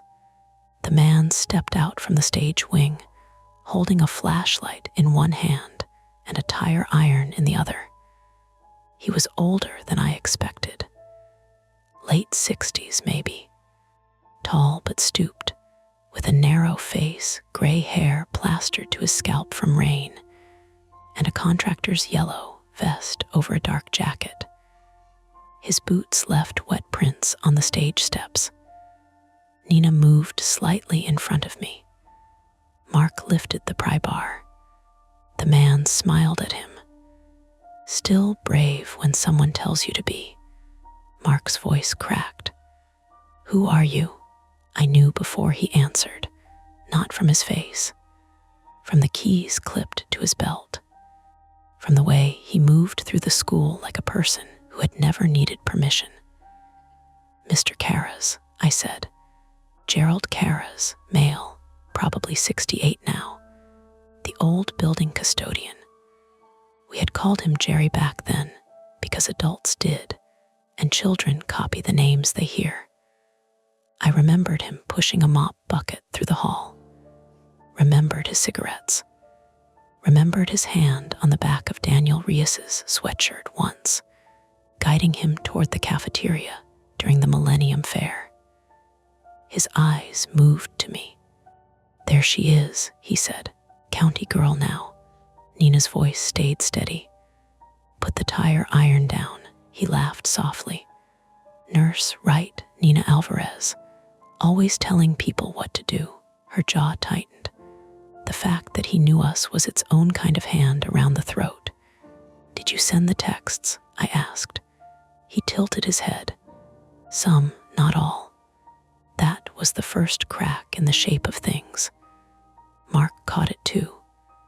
"Who sent the others?" Karras ignored him and stepped down from the stage. "You should have left the bag and gone home." "You told us to check the freezer," I said. "I told you to walk away." "Someone else told us to check the freezer." For the first time, his face changed. Irritation, not surprise exactly, but something close. Nina whispered, "Lena." Behind Karras, under the stage, the recorded child's cry clicked off. A different sound replaced it. A phone vibrating against wood. BZZZT, BZZZT, BZZZT. Karras turned his head. Mark moved. He swung the pry bar at Karras's arm, not his head, not with skill, just desperation. The metal struck the tire iron with a bright clang. Karras stumbled back but didn't drop it. Nina shoved me toward the freezer. "Open it," she shouted. "With what?" "Anything," Karras lunged. Mark caught the tire iron on the pry bar again, and the impact rang through the cafeteria. He slipped on wet tile, went down hard on one knee, and Karras kicked him in the ribs. Mark made a horrible punched-out sound and folded sideways. Nina hit Karras from the side with her shoulder. She was smaller, but she knew bodies. She drove into his hip, not his chest, knocking him off balance. The tire iron scraped tile. He grabbed her jacket and swung her into a folded table. Metal legs clattered. Nina cried out, one hand going to her wrist. I grabbed the red scarf from the freezer lid. A stupid object, seated, waiting. I looped it around Karras's flashlight hand and pulled with everything I had. He turned on me fast. Too fast for an old man, though not too fast for a real one fueled by panic. His elbow caught my cheekbone. White sparks burst at the edge of my vision. I hit the freezer, shoulder first, and slid down. The smoke had thickened. My throat closed around it. "Lena," Mark shouted. Karras yanked the scarf free and came toward me. Then the freezer made a sound. Not from inside, from under it. A sharp electronic chirp. Karras stopped. We all heard it. Nina, on one knee by the tables, looked toward the freezer cord. Cut, dead. The chirp came again. A cheap alarm or a tracker or a phone. I remembered the USB text. The freezer holds the proof unless he already cleared it. Not inside, under. I rolled sideways and shoved my hand beneath the freezer's rusted bottom edge. My fingers found dust, tile grit, a dead roach, and then plastic taped to metal. Karas shouted, "Don't." That told me enough. I ripped it loose. A small black device came away in my hand, wrapped in tape and grime. Not a phone, a portable recorder, the old digital kind with a tiny screen. Still working, still chirping because the tape had pulled one button half down. Karas's face emptied. Mark staggered up behind him and drove the pry bar into the back of his knee. Not a heroic blow. Ugly. Practical. Karas collapsed with a shout, one leg buckling. The tire iron skidded across the floor toward the kitchen.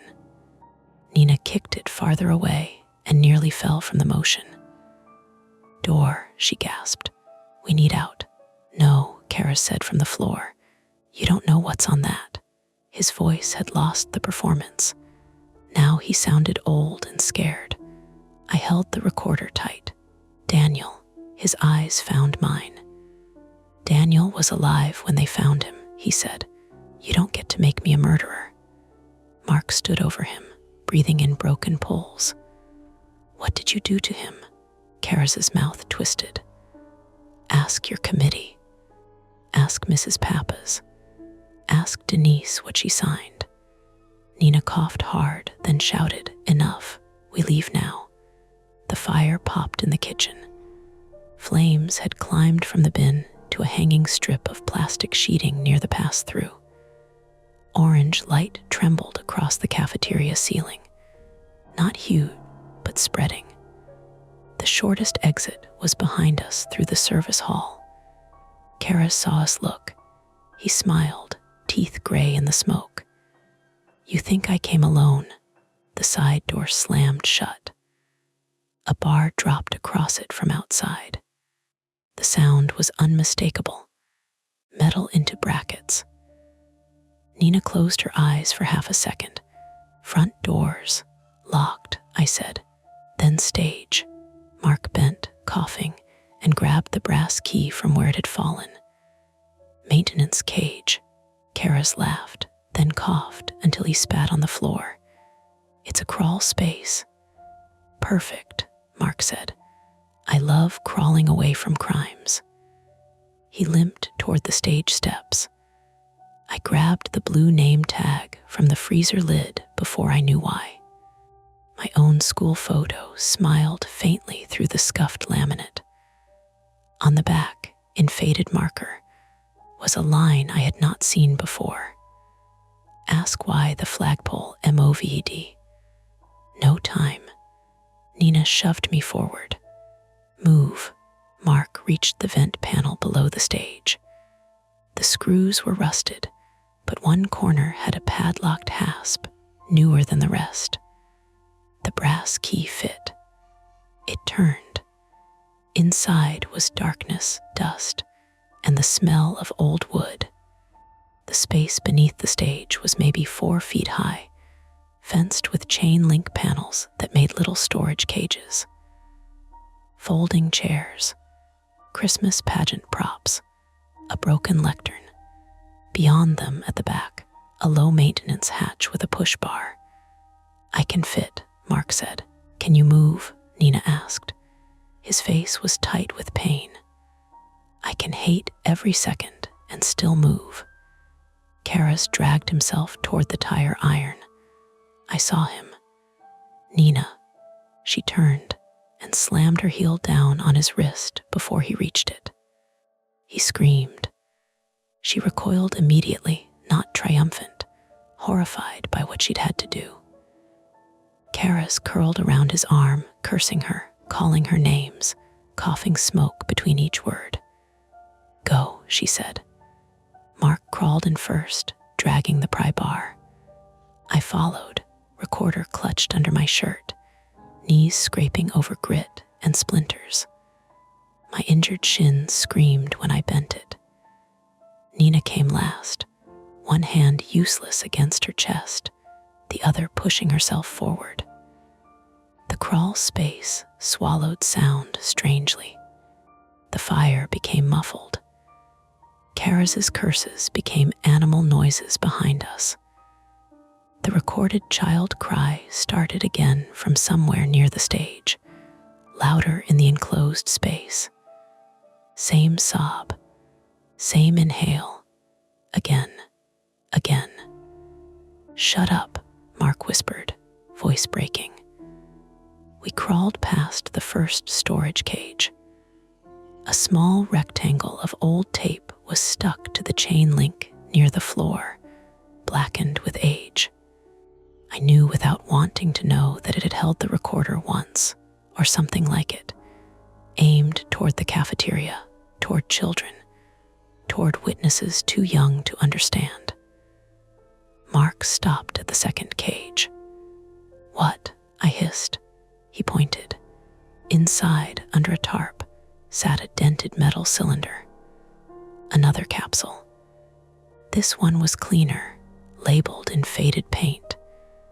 SDBARTHOLOMEWS Millennium Capsule. Official copy. Do not trust the committee copy. The official capsule had not been buried out front either. It had been hidden here.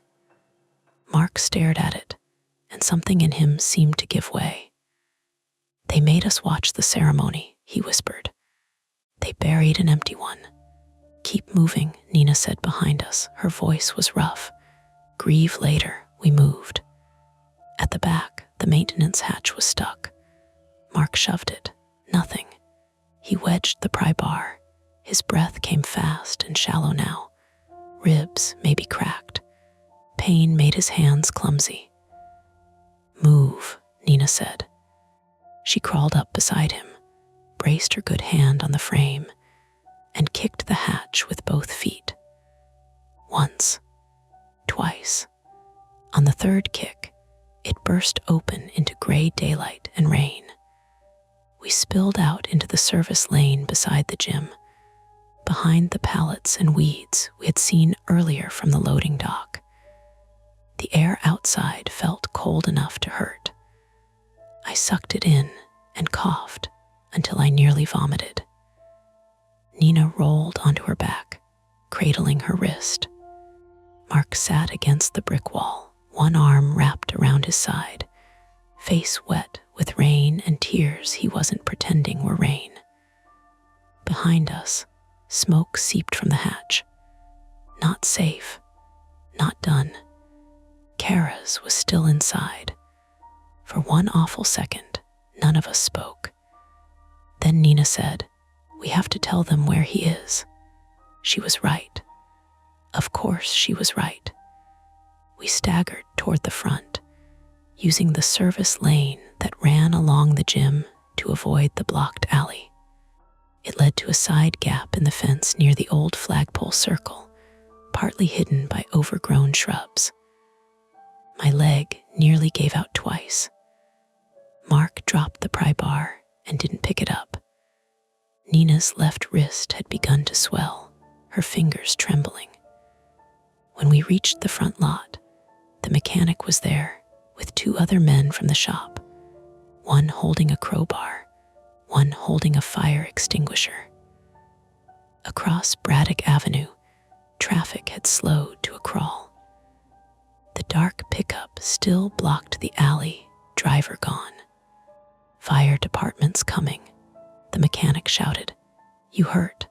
"Yes," Nina said. "And there's a man inside, former custodian. Cafeteria stage area. Smoke but small fire, kitchen passed through. Side door barred from outside." The mechanic stared at her, absorbing the clean medical precision through the chaos. Then he ran toward the street to flag down the first siren we could now hear for real. Police arrived before fire by maybe 90 seconds. Not sudden saviors. Too late to prevent anything. Just wet officers with hands on their belts, trying to separate our coughing, overlapping explanations from the alarm, the traffic, the blocked alley, the smoke, the disabled cars, the capsule on the loading dock, the driverless truck. One officer tried to take the recorder from me. I clutched it too hard. "Ma'am," he said, "I need that." My voice came out hoarse. "Evidence bag, gloves, chain of custody." He looked annoyed for half a second, then saw my face and softened by a fraction. "Okay, we'll do it right." Firefighters forced the side door.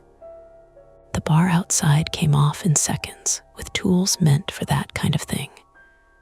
Kara's was dragged out through the cafeteria, conscious, coughing, one knee ruined, one wrist broken or close to it. He looked at me as paramedics loaded him onto a stretcher. Not defeated. That was what stayed with me. Not defeated. Relieved. Like the hard part, for him, was over because the worst truth was no longer his alone to carry. As they wheeled him past, he lifted his head enough to speak. "You should ask who wrote the warning," he rasped. Then he laughed once, wet and awful, and started coughing again. Mark sat on the curb beside me, one hand pressed to his ribs. Nina stood because she refused to sit until someone looked at my shin, though her own wrist hung at the wrong angle. I held the blue name tag in one hand and watched an officer photograph the front lawn. The concrete circle where the flagpole used to be had cracked in the rain. Not from age. A fresh scrape marked the edge, as if something heavy had been dragged away from it recently. The conflict, at least the one in front of us, had ended. Kara's was in custody.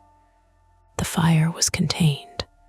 We were outside, but the recorder sat in an evidence bag now, sealed and labeled, carrying whatever Daniel had left behind, or whatever someone had recorded the night he was hurt.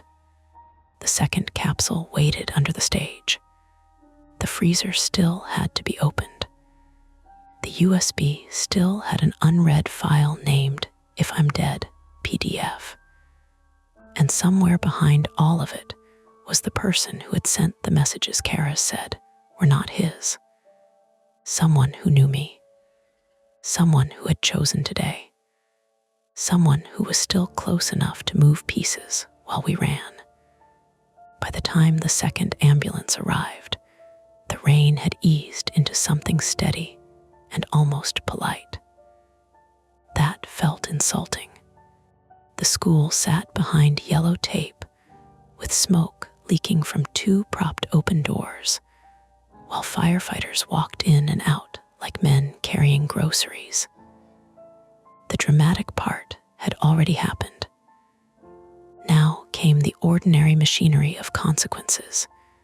Radios crackling, clipboards getting wet, a paramedic cutting the leg of my jeans with blunt trauma shears, a police officer asking me to spell my last name for the third time.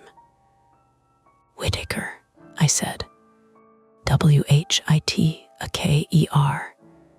He wrote it down like the letters might change if he blinked. Nina sat on the rear bumper of an ambulance, her left wrist splinted against her chest, jaw clenched so hard I could see the muscle twitch near her ear. She had refused pain medication until someone looked at Mark's ribs. Mark lay on a stretcher with an oxygen mask pushed up on his forehead because he kept taking it off to talk. "You're supposed to breathe through that," Nina told him. "I am breathing near it. That is not a treatment plan." A paramedic, mid-30s female with a blonde braid tucked into her collar, looked at Nina and said, "Are you also medical?" "She's an ER nurse," Mark said. The paramedic's face changed into the expression professionals use when they realize a patient will be both helpful and impossible. Then you know you need to stop directing care, she said. Nina stared at her for 1 second, then nodded once.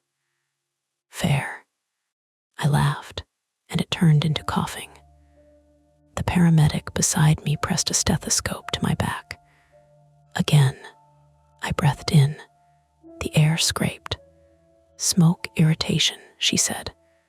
Laceration on the shin needs cleaning and probably strips, maybe sutures if it keeps opening. You hit your face too? Elbow. His or yours? His. She didn't smile, but her eyes softened. Gerald Carras was taken away before they moved us. I saw only the back of his stretcher going into the first ambulance, one boot hanging crooked off the end. An officer rode with him. Another followed in a patrol car. Carras did not shout. He did not confess. He did not look like a monster dragged into daylight. He looked like an old man with soot on his forehead and a ruined knee. That was harder to hold in my mind than I expected. The police separated us for statements. Not far enough that we couldn't see one another, but enough to keep our answers from blending. They asked about the capsule, the texts, the truck, the fire, the freezer, the recorder. They asked whether we knew Carras had still been accessing the building. They asked whether any of us had touched the tire iron. Nina admitted she had kicked it away. And his wrist, the officer asked. Nina looked past him at the school. He was reaching for a weapon. The officer wrote that down. No one said heroic. No one said brave. It was all verbs and times. Entered, observed, retrieved, struck, escaped. Around 1:30, Denise arrived. She parked crooked near the front tape line and got out in a raincoat that was too nice for the mud. Denise Mahoney, 49, female, had been 2 grades above us at St. Bart's, and now chaired the Borough Historical Committee with the exhausted intensity of someone who had learned that unpaid civic work was mostly email, disappointment, and arguing over storage keys. Her face looked gray when she saw the ambulances. "Lena," she said, "I stood too fast and my shin pulled. The paramedic caught my elbow." Denise stopped at the tape. "Are you okay?" "No," I said. It came out flatter than I meant, but it was true enough that nobody corrected it. A detective spoke with her for a long time. I watched her hands. They stayed clasped at her stomach until he mentioned Daniel Rios. Then they opened and closed once, like she had caught something hot. Later at UPMC Mercy, after my shin was cleaned and sealed with 6 narrow strips, because the doctor decided stitches would tear through the swollen skin, Denise found me in a curtained bay. Nina was in imaging. Mark was getting X-rays. I had a paper cup of water I had not drunk, and a hospital blanket over my shoulders that smelled faintly of detergent and plastic. Denise stood at the curtain gap. "Can I come in? You can stand there." She accepted that. For a moment, she only looked tired. Then she said, "Daniel didn't die." "I know." Her eyes flicked to mine. "Do you?" Carras said it. "He wouldn't have lied about that part." "Why?" "Because that part makes him feel innocent." The monitor beside me beeped softly, though I wasn't hooked up to it. Someone in the next bay kept asking for his shoes. Denise took a breath. Daniel was found under the stage during the Millennium Fair, locked in one of the maintenance cages. He had an asthma attack. He was bruised, dehydrated, terrified. His inhaler was in his backpack in the classroom. My fingers tightened around the water cup. Who locked him in? Denise looked down. That was the question. No, that's still the question. She nodded faintly. Daniel said Mr. Karras took him there to show him where the time capsule was hidden. He said Karras told him he could put his own letter in because he'd missed the classroom collection. Then the door shut. Karras said Daniel followed him without permission and accidentally locked himself in. And everyone believed Karras. No, Denise's voice thinned. But they believed the version that protected the school. There it was, not a cult, not a conspiracy with robes and secret passwords, something smaller and uglier. Adults in a cafeteria, deciding which truth would cost too much. Mrs. Pappas, I asked. Denise shut her eyes briefly. She found Mark crying near the stage. He told her he heard Daniel. She told him he was confused because the sound was coming from the speaker system. They were using a tape for a skit. That's where the recording came from. My stomach turned. She knew, she suspected. Then she helped write the incident report. And you, Denise flinched. I was 17. I volunteered at the fair.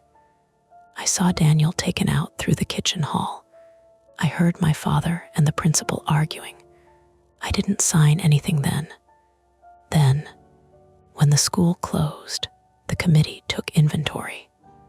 I found references to an official capsule stored under the stage, but the records said the capsule had been buried out front. I asked questions. Too many. Someone left copies of old statements in my mailbox. I thought it was Kara's warning me off. Was it? No, she looked at me then. I don't think so. We sat with that.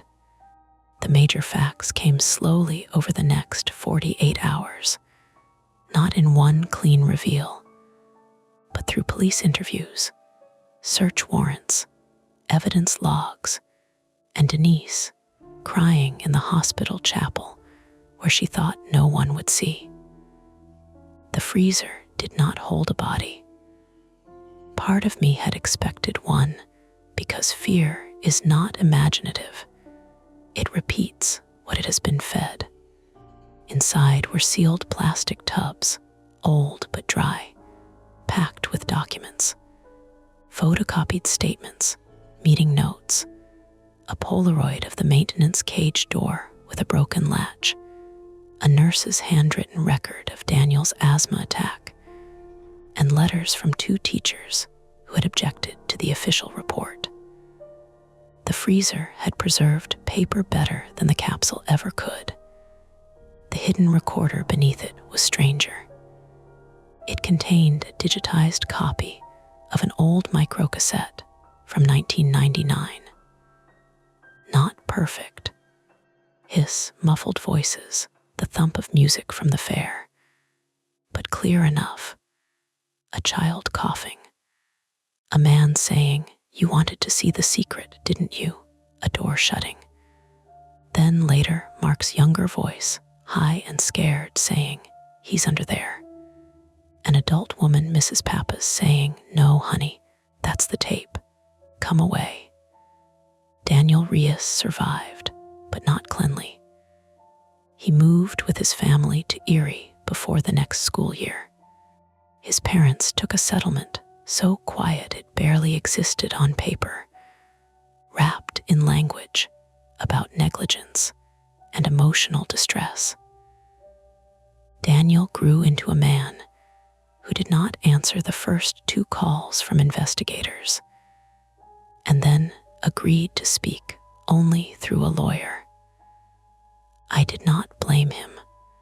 Karras was charged with arson, assault, evidence tampering, unlawful restraint related to the current incident, and other counts that the district attorney's office phrased carefully because the old case was complicated by time, dead witnesses, missing records, and statutes. I did not pretend to understand. The 1999 matter reopened anyway. Not cleanly, not satisfyingly, but publicly. Mrs. Pappas had died in 2018. The principal had died in 2011. The priest who chaired the school board had retired to Florida and claimed he remembered very little. That, more than anything, made Mark furious. Very little, he said from his couch 3 days later, ribs wrapped, face still yellowing around one eye. That's what they always remember. Very little. Never nothing. Just enough little to keep themselves comfortable. Nina sat in his armchair with her wrist in a cast and an ice pack balanced on her knee because she had twisted it crawling out from under the stage. Stop watching local news. I am not watching. I am monitoring. You are rage refreshing. I'm a history teacher. Rage refreshing is part of the discipline. I sat on the floor between them because the couch made my leg ache. We were in Mark's apartment in Squirrel Hill, eating takeout lo mein from cartons, because none of us wanted to go anywhere with doors that locked automatically. Rain tapped the window in small bursts. A baseball game played muted on the TV beneath the news alerts. Almost ordinary, but not quite.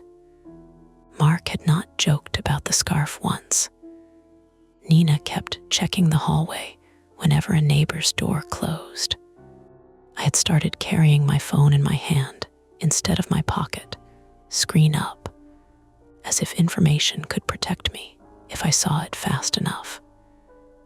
The unread PDF from the USB was eventually opened by police first, then by me weeks later, after I requested a copy through an attorney, because being involved in a crime scene turns even your own fear into paperwork. The file was not written by Kara's. It was written by Daniel Reyes. Not recently, but not in 1999 either. Metadata placed the document creation in 2014, though the investigators warned me metadata could be edited. The writing was controlled, sparse, almost clinical. Daniel explained that he had spent years trying to make people care about what happened under the stage. He claimed someone from St. Bart's had mailed him photocopies in 2006, then again in 2013, each time with no return address. The second package included a note: if they renovate, the proof will vanish. Send someone local, someone they'll underestimate. Daniel wrote that he chose me because I worked with records and because my name appeared in the class photo beside Mark and Nina. He believed Mark had hurt him. He believed Nina, even as a child, had told another teacher that Daniel looked sick when they brought him out. He believed I had watched the public burial of the time capsule and might remember that the official story did not match the ground.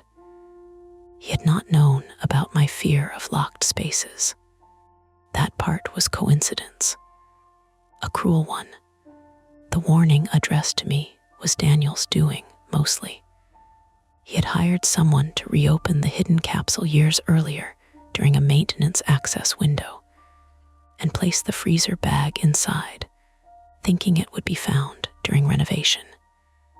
He had not expected Kara's to still monitor the building.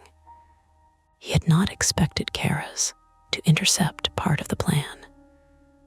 The texts from inside the school were not all from Kara's. That was the thread nobody tied neatly. Investigators traced some messages to a prepaid phone found in the cafeteria ceiling, wiped clean except for scheduled texts. Others came from Kara's phone. The photo of Mark's scarf came from Kara's. The message that read "No police until you check" the freezer did not.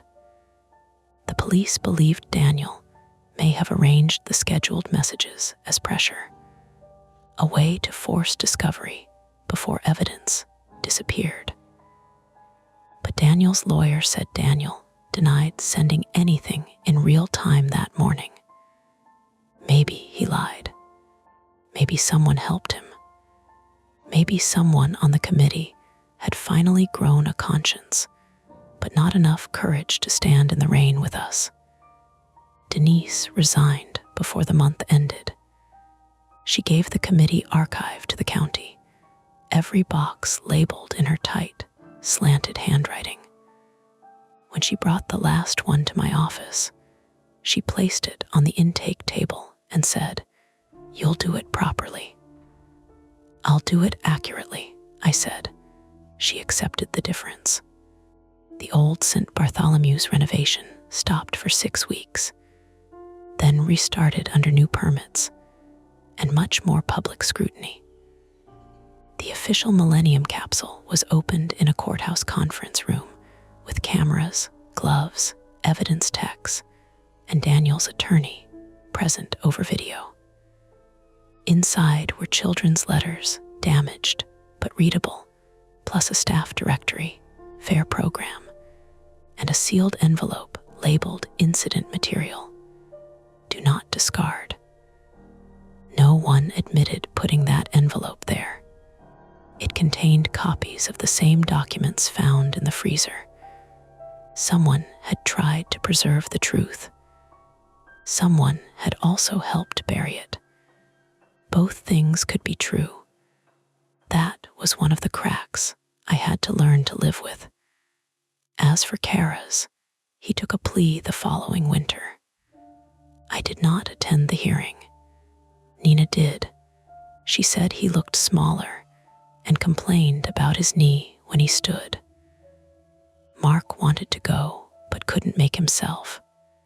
Instead, he took his 7th graders on a field trip to the Hines History Center and came home hoarse from talking too much about primary sources.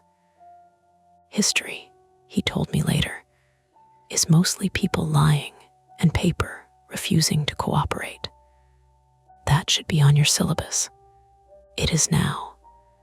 Daniel Reyes never contacted me directly. I wrote him a letter once, then deleted it because every version sounded like I wanted him to thank me for stepping into something he had survived as a child. In the end, I sent nothing. That felt like the first decent thing I had done. My shin left a raised scar, pale and uneven, just below the knee. Nina's wrist healed stiff. Mark's ribs took 8 weeks and made him sneeze like a man being punished by God. None of us liked basements for a while. None of us said that out loud. On the first clear Saturday in June, I went back to North Braddock alone. Not inside the school. I had permission, but permission was not the same as readiness. I stood outside the fence near the front lawn, where the flagpole used to be. The concrete circle had been cut out by then, removed as part of the investigation.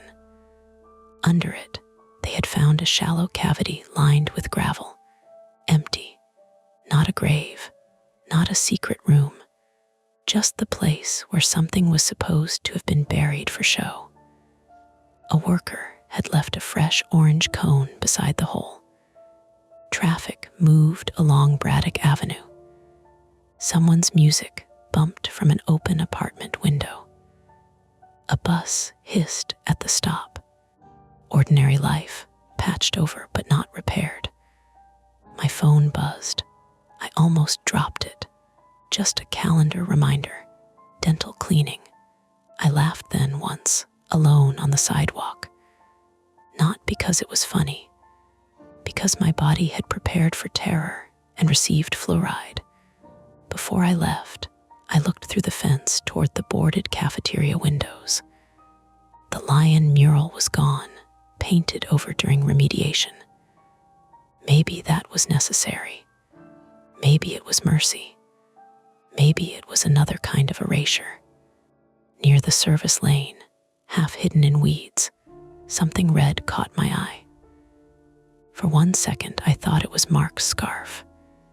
It was just caution tape, torn loose and tangled in the fence, snapping lightly in the wind. Still, I watched it longer than I needed to, because somewhere in all the reports, timelines, plea agreements, and archived evidence, one detail had never fit. The first text I received after the capsule was opened came before Kara's could have known we had the freezer bag. Cell tower records put his phone inside the school then, yes. But the unknown number that sent the message had pinged once from across Braddock Avenue, near the auto repair shop. The mechanic told police he had never seen the phone. They believed him, or said they did. I did not know what I believed. That was the part I carried home with me. Not proof, not certainty. Just the faint unease of a story with one page missing. I still work with old records.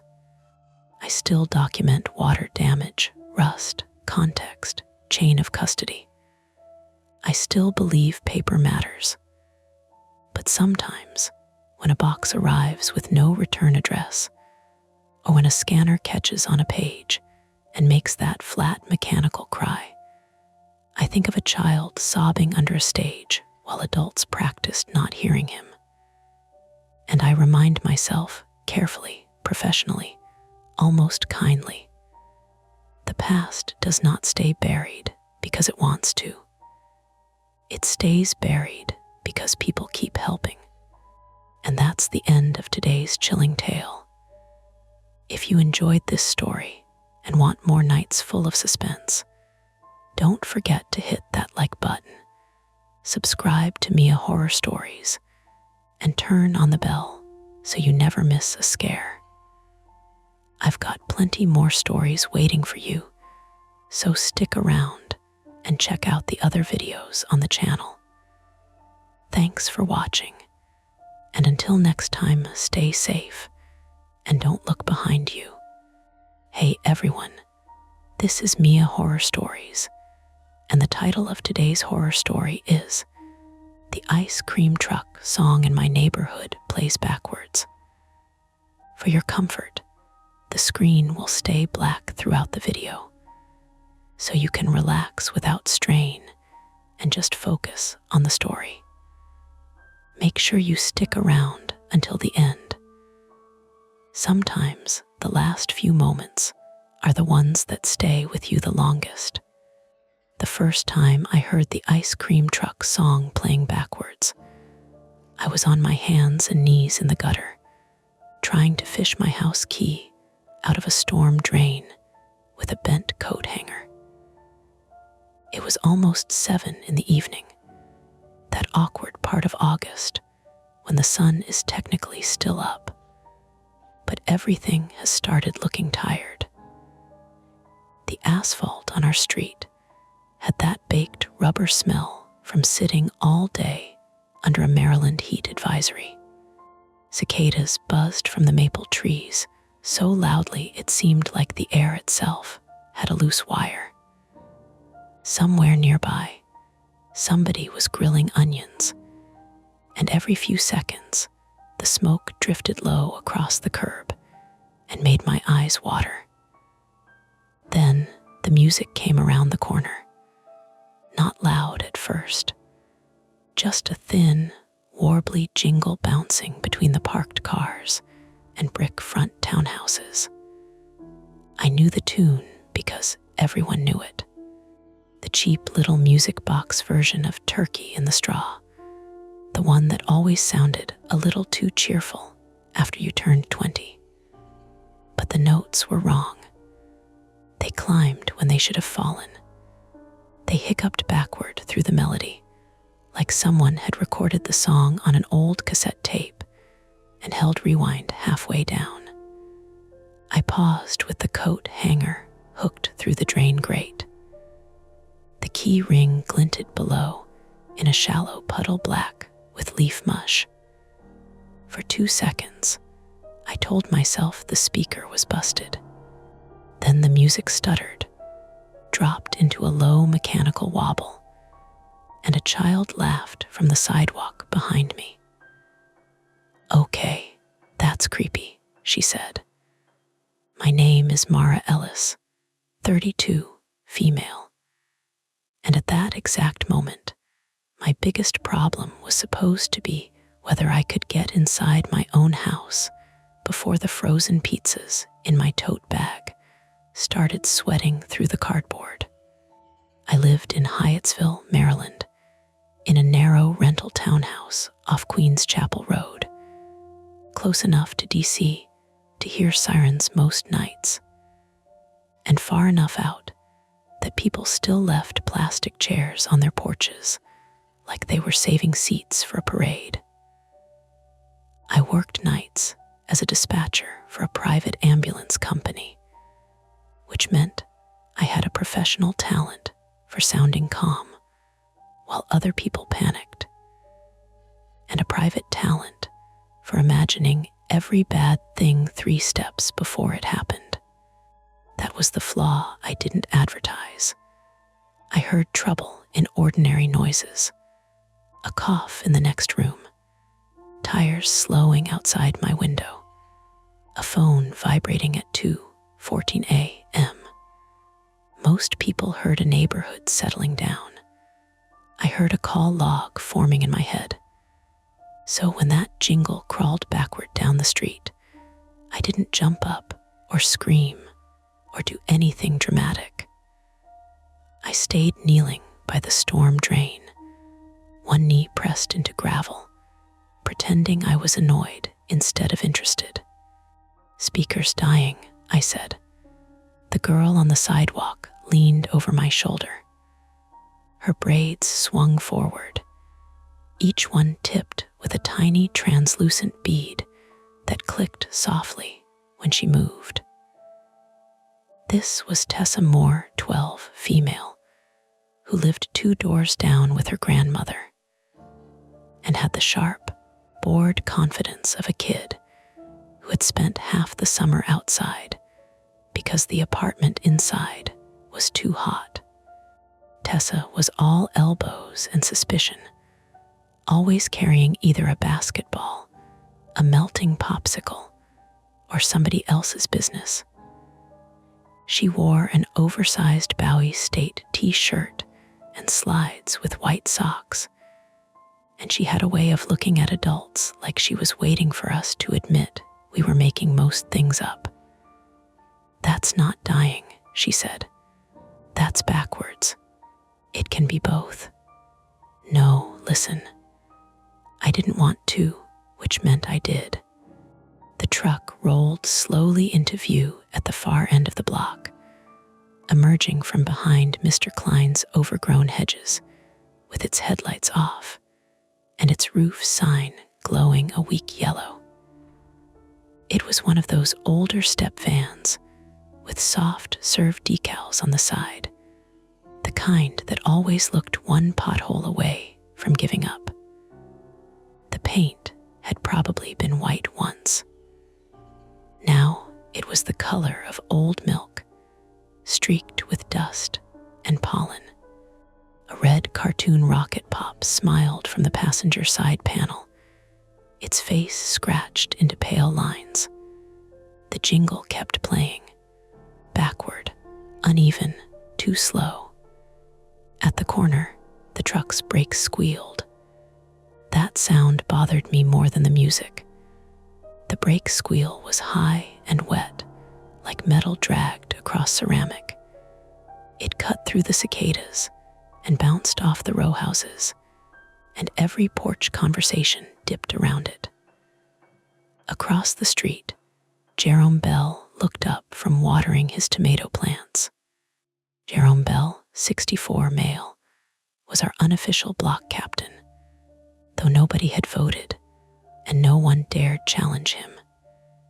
He was a retired postal worker from Baltimore with square shoulders, a careful gray beard, and the habit of noticing license plates out loud.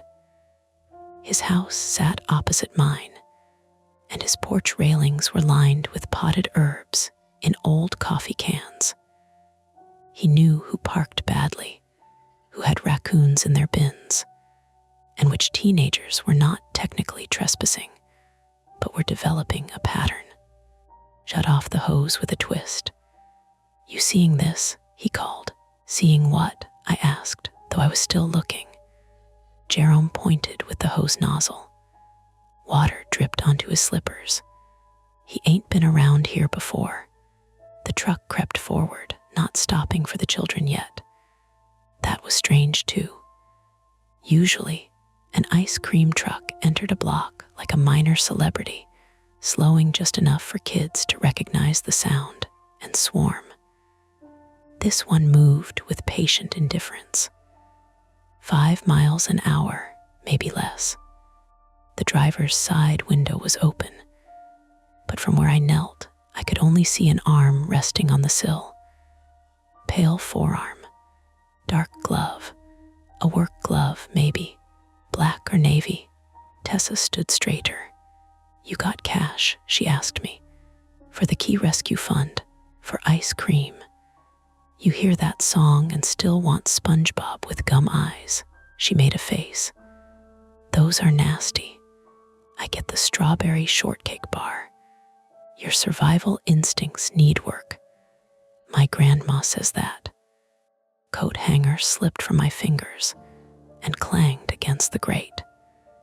Down in the drain, my keys shifted in the puddle, sending out a tiny ring of ripples. The jingle slowed again. For a moment, the tune distorted so badly it stopped being music and became a series of pulled notes, each one stretching, sagging, then snapping into the next. It didn't sound haunted.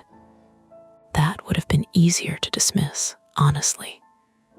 It sounded broken in a physical way. A motor failing.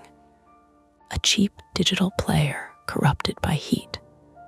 A speaker cone vibrating itself loose in a metal cabinet. Still, the effect on the block was immediate. A toddler on the next stoop started crying. Somebody's dog barked once and then whined. A woman 2 houses up stepped outside with a dish towel in her hand and squinted toward the truck. Heat shimmered above the hood as it passed under the streetlight that hadn't turned on yet. My neighbor's front door opened behind me. "Please tell me that's your ringtone," Sam said.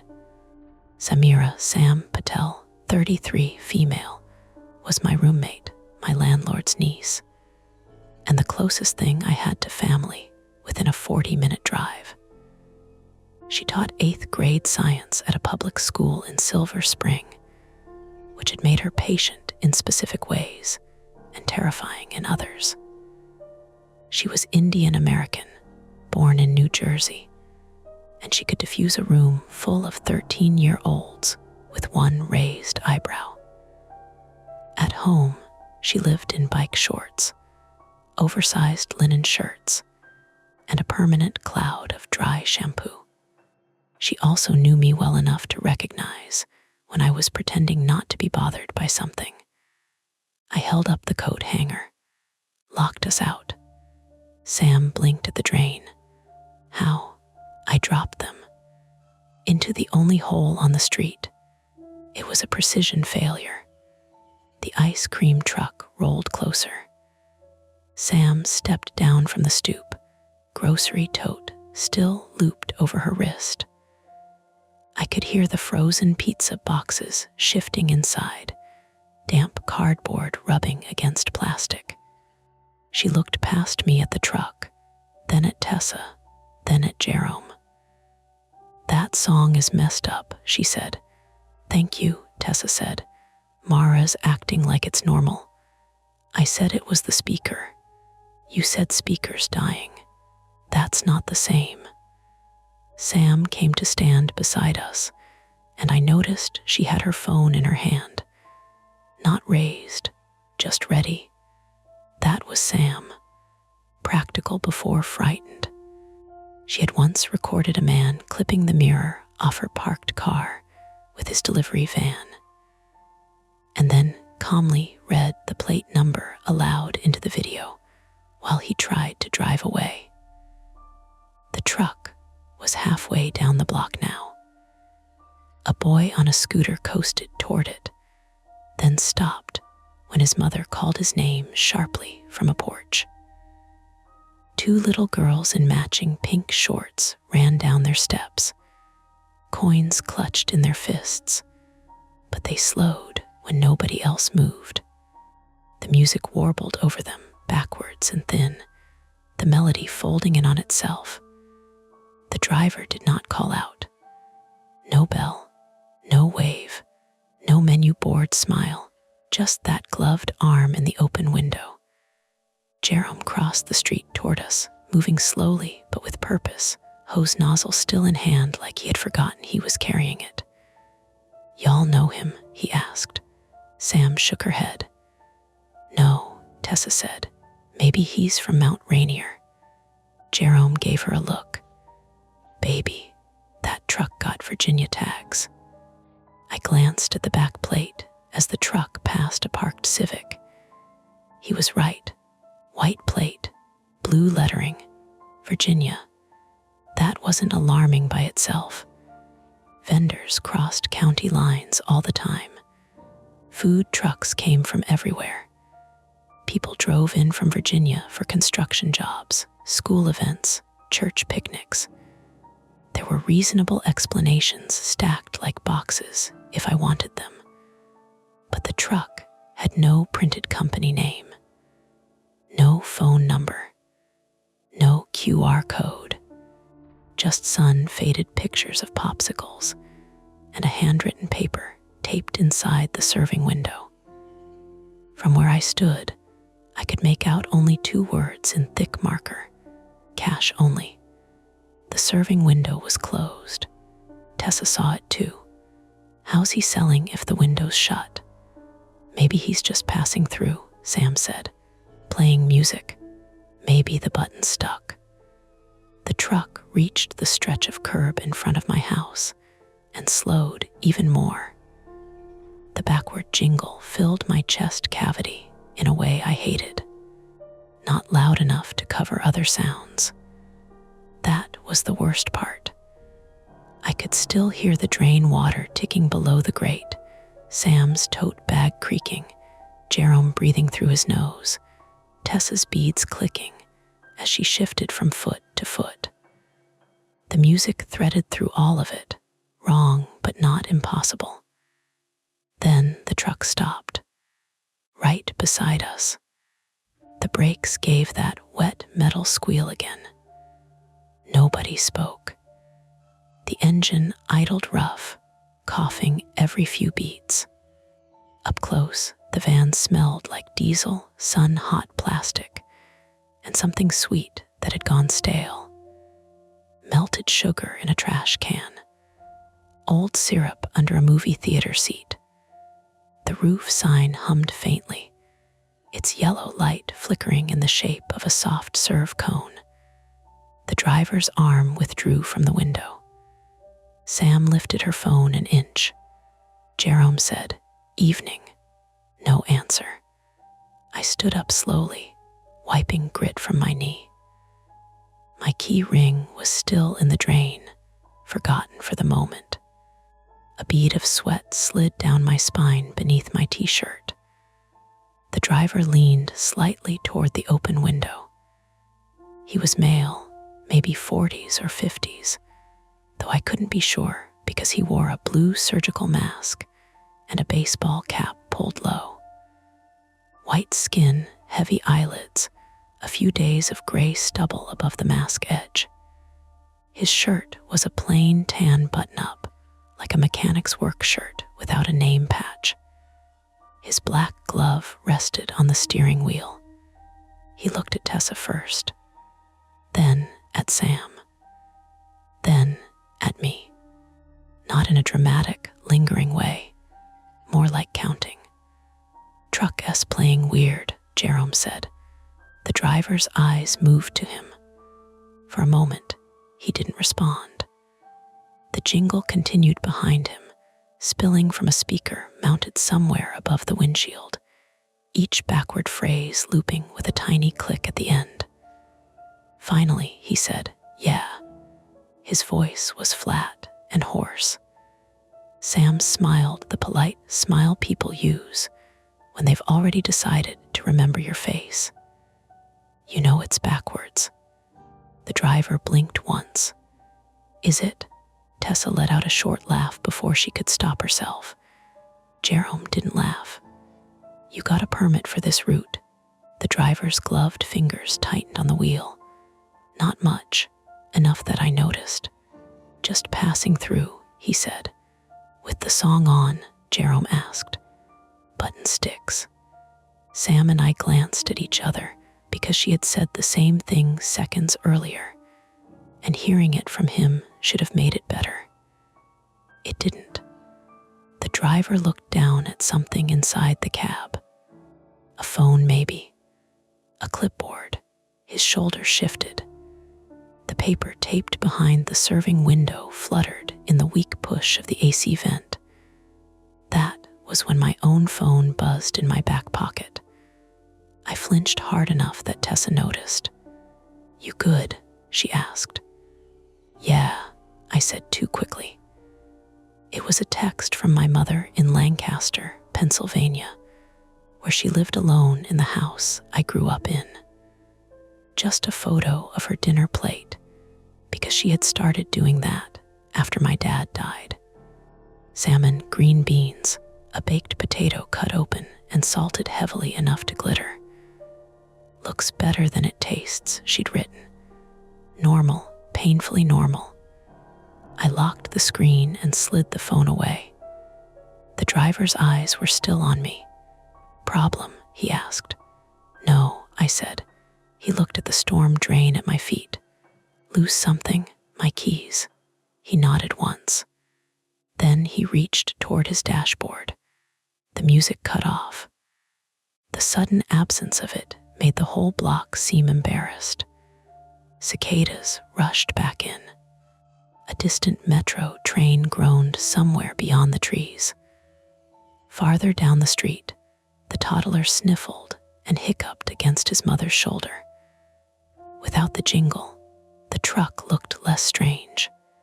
Just old, just dirty, just a man in a work shirt trying to finish a route. That irritated me, how quickly my brain wanted to forgive the scene once the sound stopped. The driver put the van in gear. "Have a good night," he said. He started to roll forward. Tessa took one step after him. "Wait, are you selling or not?" "Tessa," Jerome said. The driver's brake lights flashed. The van stopped again. He didn't turn around fully. Only his head angled toward the side mirror. The serving window remained shut. After a pause, he said, "Tomorrow." "What time?" Tessa asked. "Tessa," Sam said this time, softer. The driver's eyes found us in the mirror. "Same time." Then he drove off, engine coughing, tires crunching over the loose grit by the curb. He passed the rest of the row houses without stopping. At the end of the block, he turned right toward Queen's Chapel, and for a second, the blank rear doors caught the last orange of the sun. There was something printed there, low and partly covered by grime. Not a company name, just a sticker. A cartoon bluebird with a cracked beak. Then he was gone. No music, no bell, just the lingering smell of diesel and sugar. The block exhaled in pieces. The two little girls complained to their mother. The dog started barking again, braver now that there was nothing to bark at. Jerome muttered something about calling parking enforcement, even though the truck hadn't parked. Sam crouched beside the storm drain and shone her phone flashlight down through the grate. "Your keys are still there," she said. "Good. I was worried they'd follow the truck." She looked up at me. "You're doing jokes. That means you hated that." "I hate many things, Mara." I sighed and crouched next to her. It was weird. It was also probably nothing. That man asked if the song was backwards, like he genuinely didn't know. Or like he didn't care. Tessa knelt on the other side of the grate, peering down. "My grandma says never buy from trucks she doesn't recognize." "Your grandma is smart," Jerome said. "She also says not to talk to men with gloves in August." Jerome pointed at her. "Also smart." Sam slid the flashlight beam across the drain. My keys sat just out of reach, hooked against a clump of leaves. The little brass house key, my mailbox key, the faded purple gym tag I hadn't used in 8 months. Ordinary evidence of an ordinary evening, interrupted by a truck no one knew how to categorize. "We need something longer," Sam said. "I have grilling tongs," Jerome offered. "You have everything," I said. "I have what responsible people keep." He went back across the street toward his porch. Tessa stayed beside us, looking down the road where the truck had turned. "He said tomorrow." "He probably won't come back," Sam said. "But if he does, then don't buy from him." Tessa rolled her eyes. "I'm not stupid." "No," Sam said. "You're 12. That's worse." Tessa grinned despite herself. Jerome returned with a pair of stainless steel tongs and a roll of duct tape. Of course he did. Together, we built a ridiculous tool out of the coat hanger, tongs, and tape, while the sky bruised darker over the rooftops. A streetlight clicked on with a tiny electrical buzz. Moths began to appear around it, tapping themselves against the glass. For a few minutes, things felt normal again. Sam held the flashlight. Jerome gave instructions nobody asked for. Tessa narrated the rescue like a sports announcer. I lay flat on my stomach on the hot curb, reaching through the grate, my shoulder jammed awkwardly against iron that smelled like rainwater and rust. "Left," Sam said. "My left or your left? We share a left, Mara." "That's not scientifically accurate," Tessa said. "Thank you," I said. The tongs caught the key ring on the 4th try. Everyone cheered too loudly when I lifted them free, slick with drain water, and one dead leaf stuck to the gym tag. That should have been the end of it. I rinsed the keys under Jerome's hose. Sam unlocked the front door. Tessa wandered home after Jerome told her grandmother would skin both of us if she kept standing in the street after dusk. The frozen pizzas were soft at the corners, but salvageable. Inside, our townhouse smelled like warm dust. Basil from the plant, Sam kept murdering and reviving on the windowsill. And the lemon cleaner we used to convince ourselves the kitchen was less old than it was. Sam put one pizza in the oven. I washed my hands twice. At 8:06 p.m., while the oven ticked and the first fat drops of a summer storm started hitting the back patio, my phone buzzed again. This time it wasn't my mother. It was a message in the neighborhood group chat. Jerome had sent a blurry photo of the truck's rear doors as it turned the corner. He must have taken it after all. The image was tilted, grainy, half blocked by a parked minivan. Under it, he wrote, "Anybody know this ice cream guy?" Then another neighbor replied, "That truck came by Nicholson sent yesterday." Same backwards music. Another message appeared before I could process that. My kid said he was parked outside the playground for like 20 minutes, but didn't sell anything. Sam leaned over my shoulder, reading. The oven hummed. Rain tapped harder against the glass. Then Tessa's grandmother, Mrs. Moore, sent one line that made Sam stop chewing the inside of her cheek and look toward the front window. He told the children he would be back tomorrow. Sam set the pizza cutter down carefully. "You're not going out there tomorrow," she said. I looked at the dark window, where the kitchen reflected us back in faint double. Two women in a hot little townhouse, pretending a bad feeling was a civic responsibility. Outside, somewhere beyond our block, a vehicle backed up with 3 short beeps. For half a second, my mind tried to turn the beeps into the first notes of the jingle. I picked up my keys from the counter. The dead leaf still clung to the purple gym tag. "No," I said, "but I might ask around." Sam stared at me. "Mara, what? You always do this." "Do what?" "Stand next to a warning sign and call it curiosity." I didn't answer right away. Because she was right. Because my job had taught me how often the first weird detail becomes important later. But also because some small, stubborn part of me hated being afraid of things I couldn't name. A backward song, a closed window, a man who said tomorrow like it was already decided. The group chat kept lighting up. More streets, more sightings, no sales.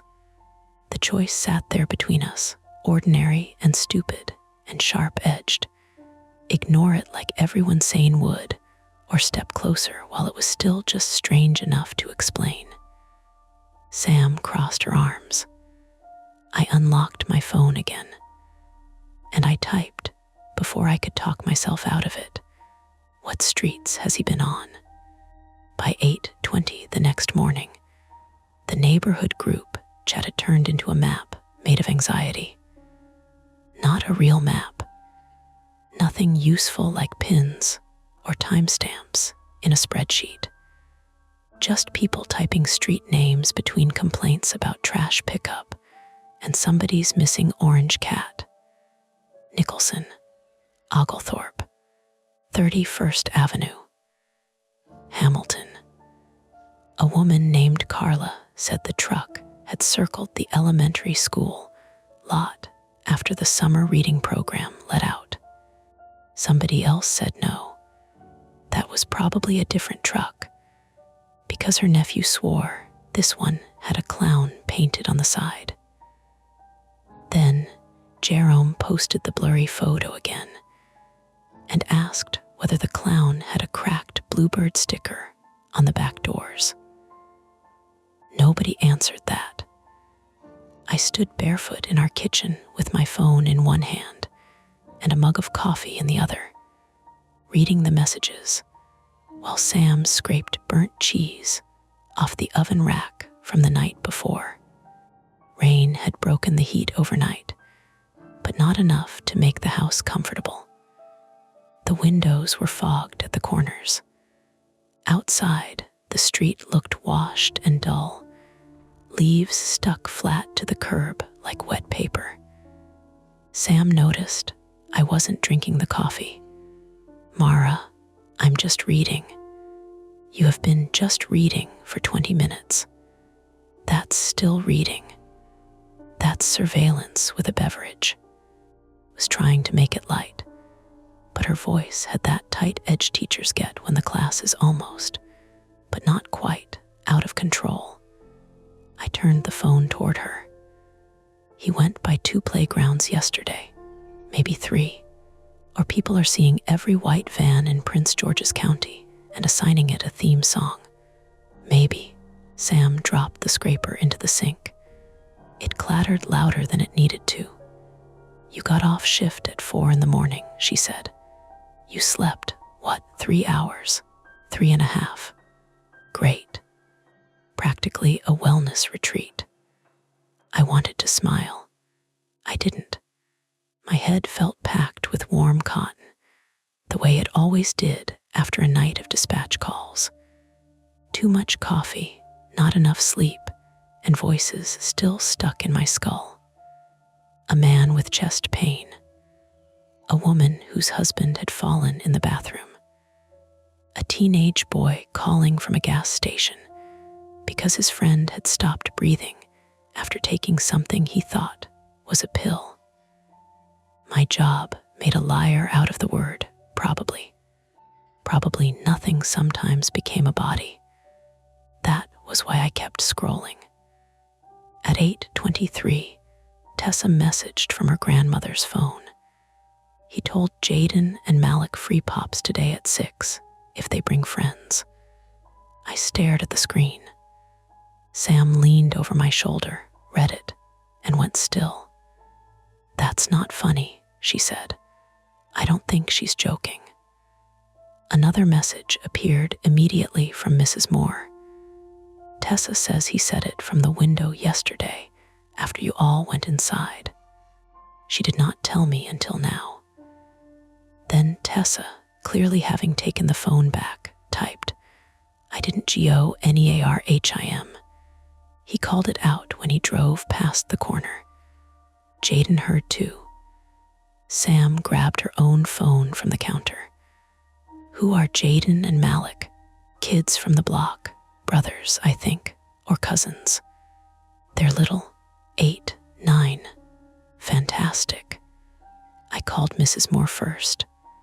She answered on the second ring with the TV loud in the background, and her voice already angry, which I appreciated because fear sounds better wearing anger. Mrs. Moore's name was Denise Moore, 68, female, Tessa's grandmother, and the kind of woman who could make a grocery cashier apologize for double bagging bread. She had lived on our block for 17 years, raised 2 daughters, buried 1 husband, and acquired the steady neighborhood authority of someone who had seen every bad idea before it fully developed. She did not waste words when she opened the call. That truck man talked to my child. What exactly did he say? I'm going to let her tell you, but if she lies to make herself sound less nosy, I'm taking the phone back. There was muffled protest. Then Tessa came on. I wasn't being nosy. Tessa, I said, I was on the corner with Jaden and Malik when he turned.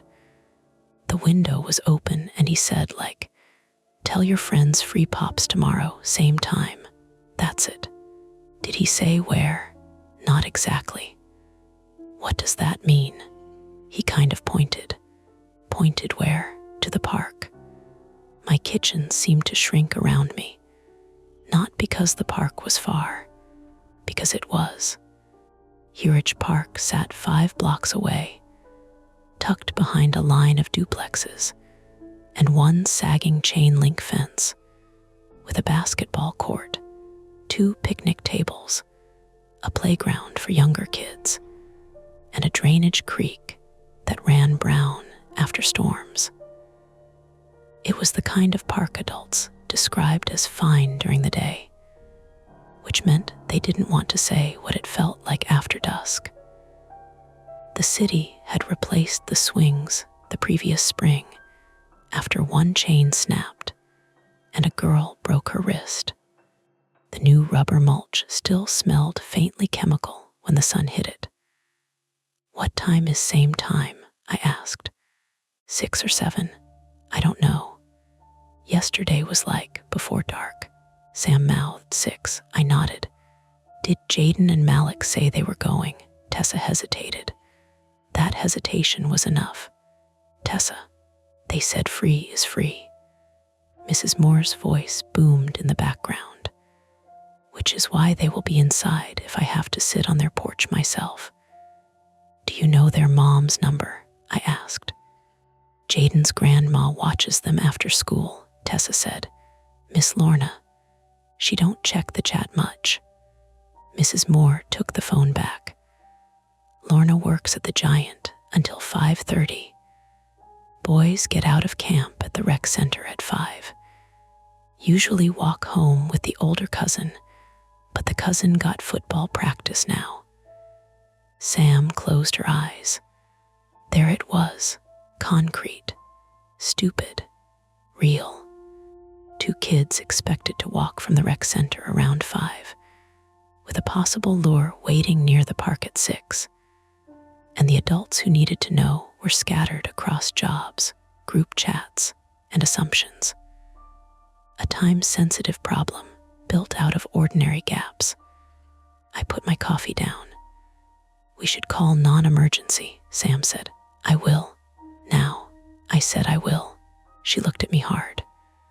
"Don't do the thing where you gather more details until gathering details becomes the thing." That landed because it was true. At work, details kept people alive. Addresses, symptoms, timestamps, whether the door was locked, whether there were weapons in the house, whether the caller could still hear breathing. But away from the console, I sometimes used details the way other people used blankets. If I could collect enough of them, maybe I wouldn't have to move yet.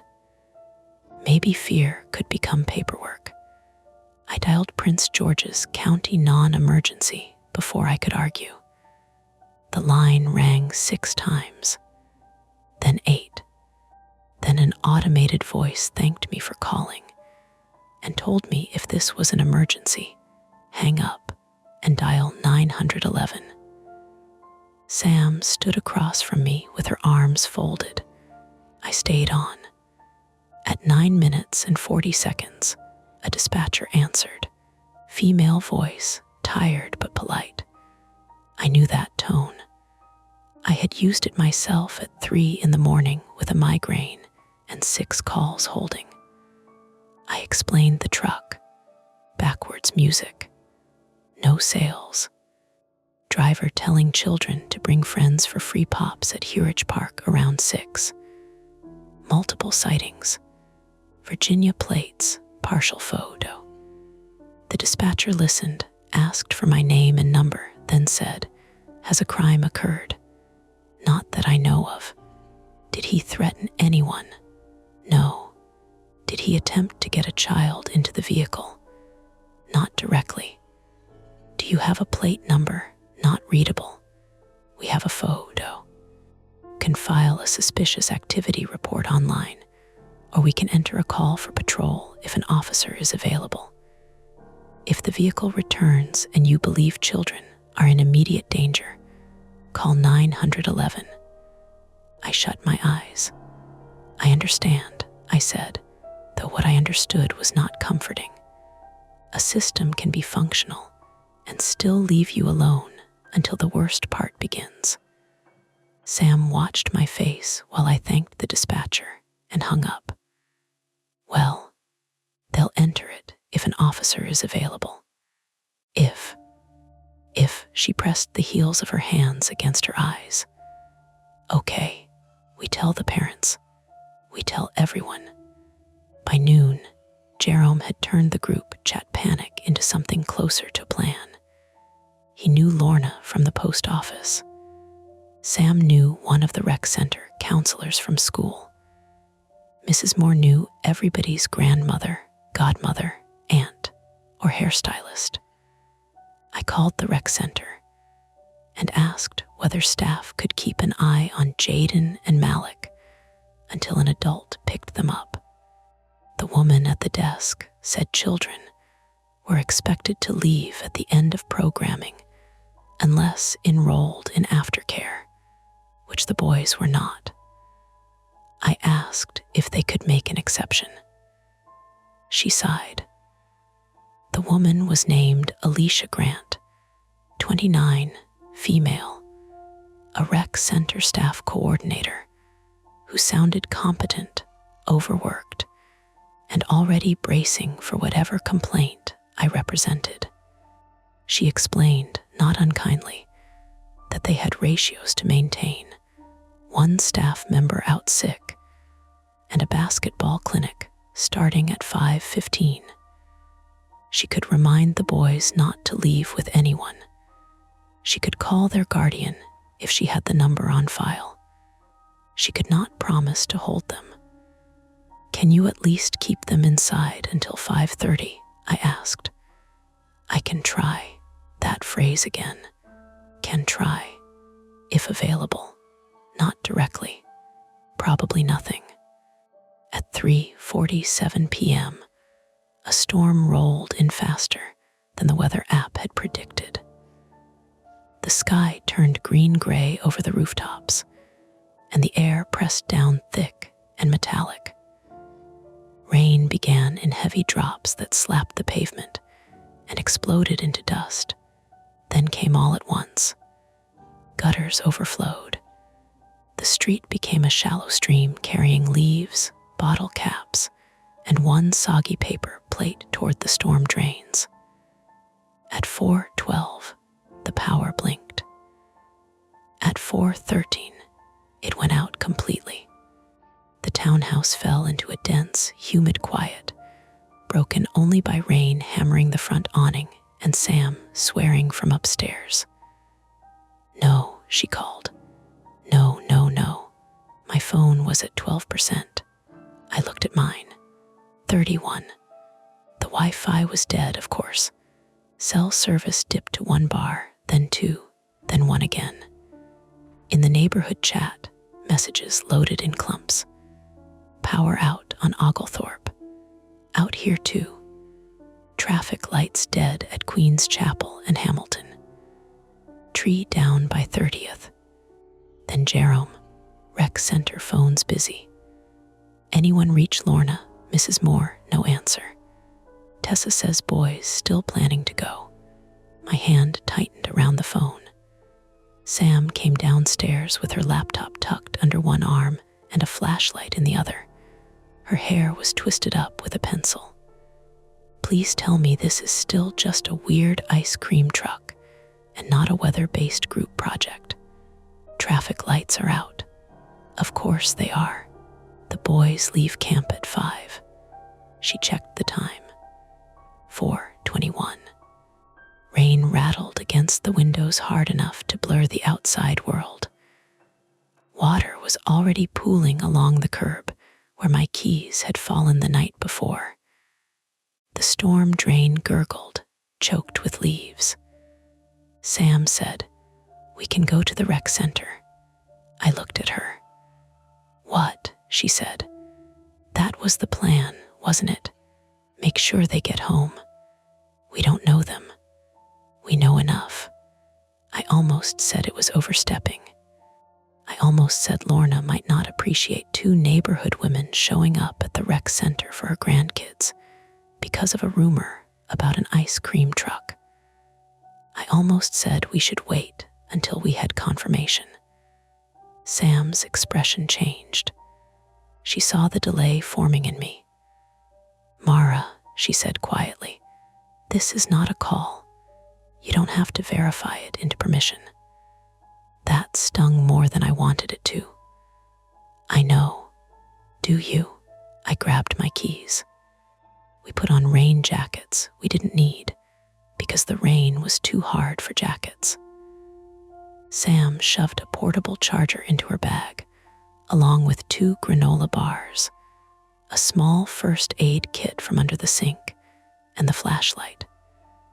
I took a photo of the truck from Jerome's post and saved it to my phone in case the chat stopped loading. Then I texted Jerome. "Sam and I are going to rec center. Can you check park area from your car?" He replied almost immediately, "Already headed." Of course he was. Outside, the block smelled like wet asphalt, split leaves, and the sour breath of backed-up drains. Rain bounced off car roofs in silver bursts. The power outage had killed porch lights and the usual window glow, making the afternoon feel later than it was. Tessa watched from behind Mrs. Moore's screen door, her face a pale oval in the mesh. "Don't go near the truck," Sam called to her. "I'm not dumb," Tessa shouted back. Mrs. Moore's voice followed. "She is not leaving this house unless Jesus himself signs a permission slip." We hurried to Sam's car, a 10-year-old blue Honda Fit with a dent over the rear wheel and a dashboard that smelled permanently of peppermint gum. Sam drove because she had parked closer to the curb, and because, as she put it, I drove like I was mentally writing incident reports. At the end of our street, the first problem appeared. A branch had fallen across half the road, not big enough to block us completely, but large enough to force cars into the opposite lane. A delivery van honked at a sedan. The sedan honked back. Rain turned everyone stupid and aggressive. Sam edged around them. At Queen's Chapel, the traffic signal was dark. 4 lanes of wet traffic tried to remember the rules of a 4-way stop and failed in rotating bursts. Horns blared. A bus hissed. A man in a pickup waved both arms through his open window, furious at physics.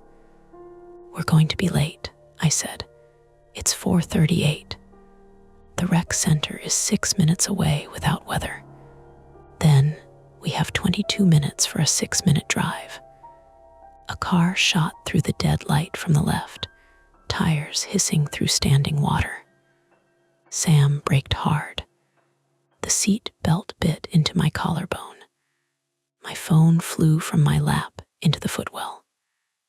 "Jesus," Sam said. The other car missed us by maybe 3 feet and kept going. For a second, neither of us moved. Rain battered the roof. The wipers dragged sheets of water aside, and more water replaced them instantly. Sam's hands stayed locked on the wheel, knuckles pale. "You okay?" I asked. "Fine. You don't sound fine." "I'm trying not to yell at you for saying we're late while I'm driving through a lawless intersection." "Fair." I retrieved my phone from under my feet. One new message from Jerome had loaded. At park. No truck, creek high. Basketball court empty. Then another from Mrs. Moore. Lorna finally called. She can't leave work. Asked if boys can walk straight home. I told her no. Sam glanced over. "What? Lorna can't pick them up. Does she know about the truck?" Mrs. Moore told her. And I read the next message as it appeared. "She thinks people exaggerating. Says boys know not to talk to strangers." Sam let out a sharp laugh with no humor in it. "Great. Problem solved." Children famously follow all safety guidance when promised free sugar. The traffic finally opened. Sam pushed through the intersection, shoulders tight. The closer we got to the rec center, the more the outage showed itself. Storefronts dark. A laundromat door propped open, people standing under the awning with baskets at their feet. A gas station sign blank, except for one flickering digit. Water rushed along the gutters in brown ribbons. Every siren in the distance sounded like it was headed somewhere else. At 4:54, we pulled into the rec center lot. The building was low and brick, with a flat roof and a mural of kids playing soccer painted along one wall. The parking lot was fuller than usual because parents had arrived early for storm pickups. Cars idled at odd angles. Kids dashed through rain with backpacks held over their heads. A whistle blew from inside the gym, thin and frantic. Sam parked illegally near a curb. Hazards? I asked. It's Hyattsville in a storm. The whole city is hazards. Inside, the rec center smelled like wet sneakers, floor wax, and overheated bodies. Emergency lights glowed red along the hallway. The power outage had turned the lobby dim, and the air conditioning was off, leaving the building damp and loud with children. Alicia Grant stood behind the front desk with a clipboard, trying to answer two parents at once. When I said Jaden and Malik's names, her face changed. They left, she said. My mouth went dry. When? Be 5 minutes ago. It's not 5 yet. Basketball clinic got canceled because of the outage. We started release early for kids with pickup. She looked genuinely upset now. They said their cousin was outside. Sam stepped closer. What cousin? I don't know. Older boy, hoodie. They waved at him through the window. Did you see him? I asked. No, one of the volunteers did. I was calling parents. My dispatcher brain snapped into place, cold and unwelcome. What direction did they go? Alicia pointed toward the side exit. Toward Hamilton. Hamilton led 2 ways, home if they stayed straight, or Hurich Park if they cut through the alley behind the church. What were they wearing? Jaden had a red backpack. Malik had a yellow raincoat. Sam was already turning. I called Jerome. He answered over the roar of rain. What? They left early. Maybe with someone they called a cousin. Red backpack, yellow raincoat, could be heading toward the park. I'm at the park. I'll look. Don't approach the truck if you see it. Truck ain't here. The line crackled. Then Jerome said, quieter, hold on. What? A pause. Through the phone, faint under the rain, I heard music, thin, warbling. Wrong, Jerome said, I hear it. Sam saw my face and stopped moving. Where? I asked. Not in the park. North side maybe. By the creek road. The call popped, distorted, then dropped. I stared at the dead screen, 1 bar. Then no service. Sam said, Mara. The rec center doors opened behind us, and a gust of wet air swept through the lobby. Somewhere outside, a child yelled, not a scream, a shout, the kind kids make when they're running and pretending not to be scared. I pushed through the doors into the rain. For a moment, all I could hear was water. Then, faintly from beyond the houses, the backwards ice cream truck song dragged itself through the storm. Sam came beside me, flashlight in hand, though it was not dark yet. We call 911, she said. I tried. The call failed. I tried again. Failed. The storm, the outage, the overloaded towers, whatever it was, the little screen gave me nothing but a spinning circle and then silence. Alicia appeared in the doorway behind us. Did you find them? No, I said, but I could hear the music. And now under it there was something else. A truck horn, one short blast, then another. From the direction of the creek road. Sam's face tightened. We go. There was still a sane choice available. Stay at the rec center. Wait for service. Find an adult with a working phone. Hope Jerome had eyes on it. Hope the boys had gone straight home. Hope every reasonable explanation held together long enough to protect 2 kids who had been promised free pops by a man nobody knew. But the jingle kept playing backwards through the rain, and each broken note seemed to pull the decision farther away from safety. looked at Sam. She looked furious with me, with herself, with the weather, with the whole fragile chain of adults who had almost done enough. Then she said, "Move." We ran toward Hamilton into the flooded street, with the music getting louder and the service bars gone. Hamilton Street looked different in the rain. I know that sounds too simple, but that's what fear does first. It redraws places you thought you knew. The same row of duplexes, the same church parking lot, the same cracked sidewalk with weeds coming through the seams. All of it looked rearranged under the storm, like somebody had shifted the neighborhood a few inches while we weren't looking.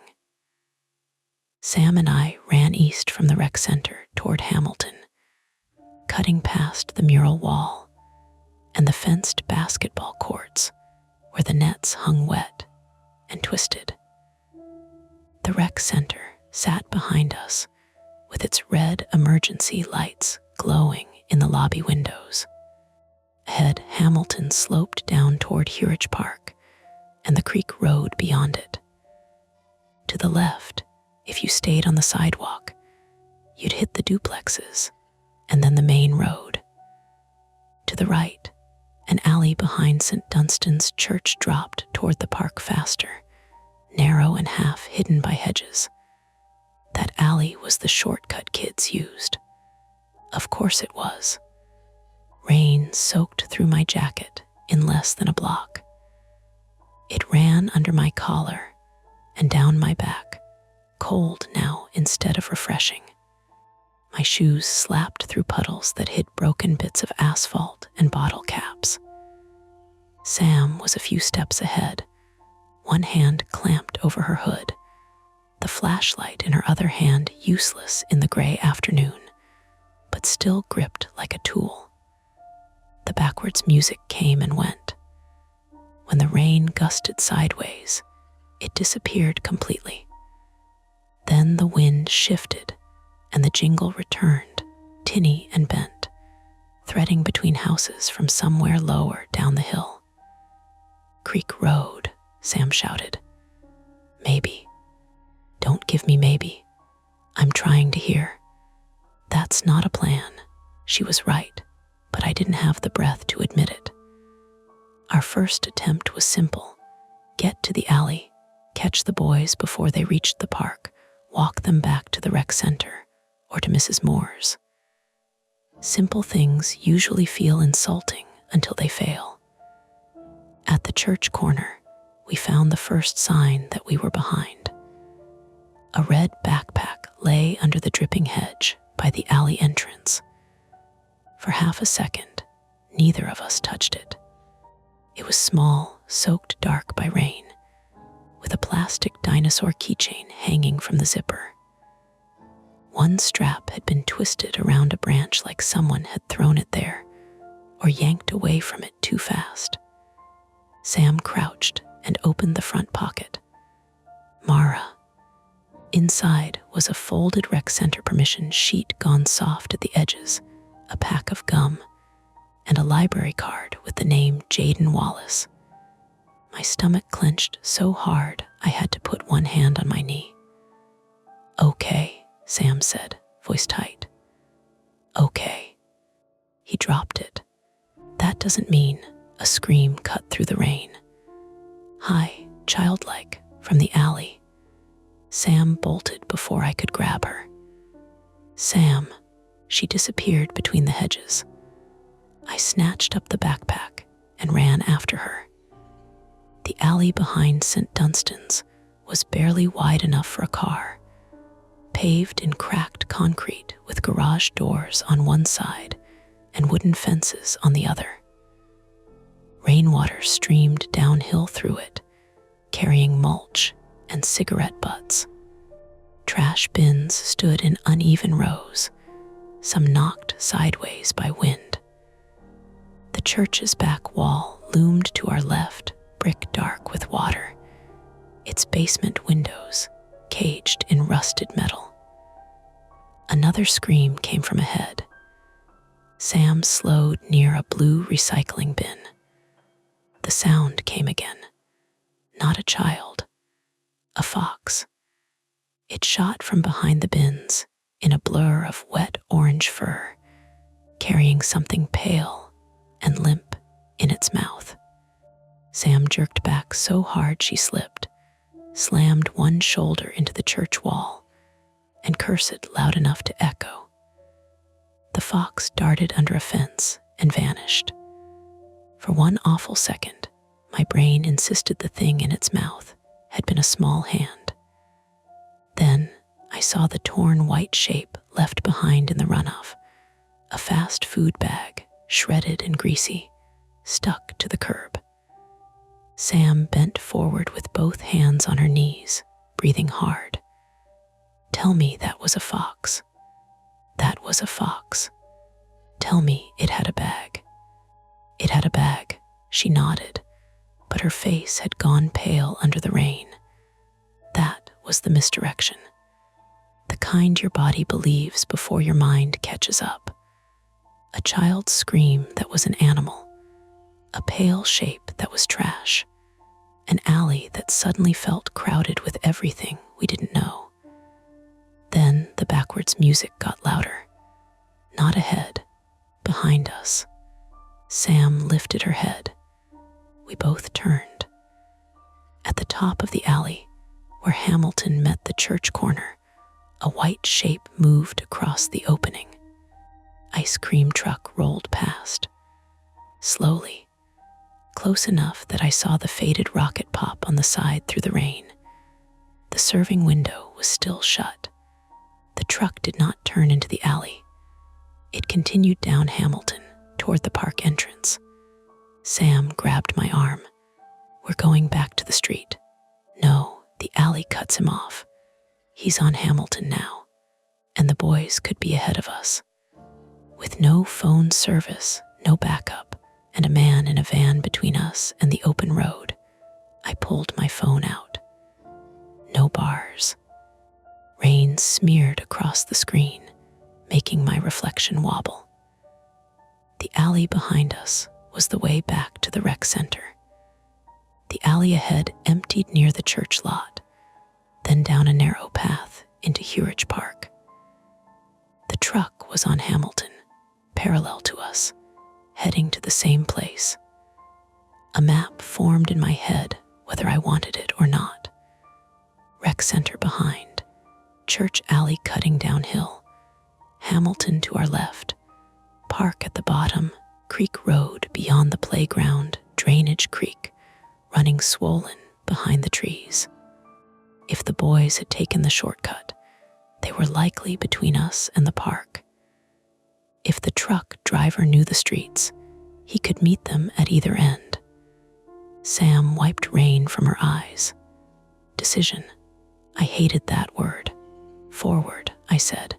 She made a sound that was half laugh, half anger. Of course, we pushed downhill. Attempt one had failed. We had not found the boys. We had found Jaden's backpack, which meant they had passed this way, and something had made him drop it. We had also confirmed the truck was near them, moving toward the park. That wasn't a rescue. That was a narrowing circle. At the end of the alley, the concrete gave way to a broken footpath behind the church lot. A chain link fence separated us from the park. Usually, there was a gap where kids had bent the fence back near the bottom, but the storm had turned the dirt there into slick orange mud. Sam went through first, crouching and twisting sideways. Her jacket caught on the bent wire. Hold still, I said. I am holding still. You are vibrating. I'm wet and scared. The wire tore a long strip in her sleeve before I freed her. She hissed and checked her forearm. A shallow cut ran from wrist to elbow, thin blood mixing with rainwater. First aid kit, I said. Later. Sam. Later. She shoved through into the park. I followed and slipped immediately, one foot shooting forward, my left knee hitting the mud with a jolt that sent pain up my thigh. I bit down on a sound and forced myself up. My jeans were coated brown from knee to shin. The park opened around us in layers. Closest was the back of the playground. Blue climbing structure, wet slides, 2 baby swings moving lightly in the wind. Beyond that was the basketball court, empty except for a plastic bottle rolling in circles near the foul line. To the right sat the picnic tables under 2 sycamores. Farther down, past the rubber mulch and a low hill, the creek ran behind a line of trees, swollen almost to the walking path. The creek road curved there, mostly hidden from the playground by brush. The music was louder now, coming from beyond the trees. I cupped my hands around my mouth. "Jaden, Malik," Rain answered. Sam called too, sharper. "Jaden, Malik, it's Sam and Mara from Queen's Chapel. We know your grandma." No response. Then my phone buzzed. One bar had appeared like a miracle. A message from Jerome came through in 3 broken chunks. "Saw yellow coat by creek path. Then, boys ran when truck horn blew. Then, I'm going after them. I tried calling him. Failed. Tessa said Malik had a yellow raincoat," Sam said, reading over my shoulder. "I know. Where is creek path?" I pointed down the hill. Past the trees. We ran. The ground dipped sharply from the playground toward the creek, and the rain had made the grass slick as soap. My knee throbbed with every step. Sam's torn sleeve flapped. The backwards jingle wavered ahead of us, mixed now with the rush of water. At the creek path, we found Jerome's car. His old silver Buick was pulled crooked along the gravel shoulder of Creek Road, driver's door hanging open, wipers still beating at the windshield. The engine was running. The headlights shone into the rain and caught the water in bright, moving lines. But Jerome was not inside. "Jerome," I shouted. Nothing. The creek road curved left toward Hamilton and right toward a dead-end service gate near the drainage culvert. Across the road, the creek had risen over parts of the walking path. Brown water foamed around tree roots and slapped against the concrete lip. A few yards downstream, a pedestrian footbridge crossed to the far side, but the water was high enough now that spray hit the underside. A child's yellow raincoat lay snagged on a bush near the bridge. Sam saw it and made a sound like someone had pressed on a bruise. No, we scrambled toward it, empty. Just the raincoat, ripped at one sleeve, caught on a branch. "Malik," Sam screamed. "Jaden," then Jerome's voice came from under the bridge. "Down here." We slid down the muddy bank toward the sound. Jerome stood ankle deep in water beside the concrete support, one hand braced against the bridge railing, the other gripping a small boy by the back of his shirt. Malik. He was maybe 8, male, black, with close-cropped hair plastered to his forehead and one shoe missing. His yellow raincoat was gone, but his t-shirt clung to him, and his face had that stunned, open look kids get right before they decide whether to cry. He was coughing hard, not from drowning exactly, but from cold rain and panic, and maybe creek water in his mouth. Jerome looked soaked, furious, and older than he had 10 minutes ago. "Help me get him up," he shouted. Sam moved first, sliding down on her hip and catching Malik under the arms. I grabbed Jerome's elbow as he climbed, feeling his muscles tremble. He had a cut above one eyebrow, blood diluted pink across his temple. "What happened?" I asked. Boys came down from the path. Truck was on the road. He sucked in air. Horns scared them. They split. Little one slipped. "Where's Jaden?" Jerome pointed across the creek. I followed his finger. On the far side, beyond the footbridge, a flash of red moved between trees. Red backpack. No, Jaden's backpack was in my hand. Red shirt, a boy. He was running away from us along the far path, toward the service gate where the creek road looped behind a row of maintenance sheds. "Jaden," I yelled. He didn't stop. Sam wrapped both arms around Malik and pulled him against her chest. "Why is he running?" Malik coughed. "He said don't go with adults." "Who said?" Sam asked.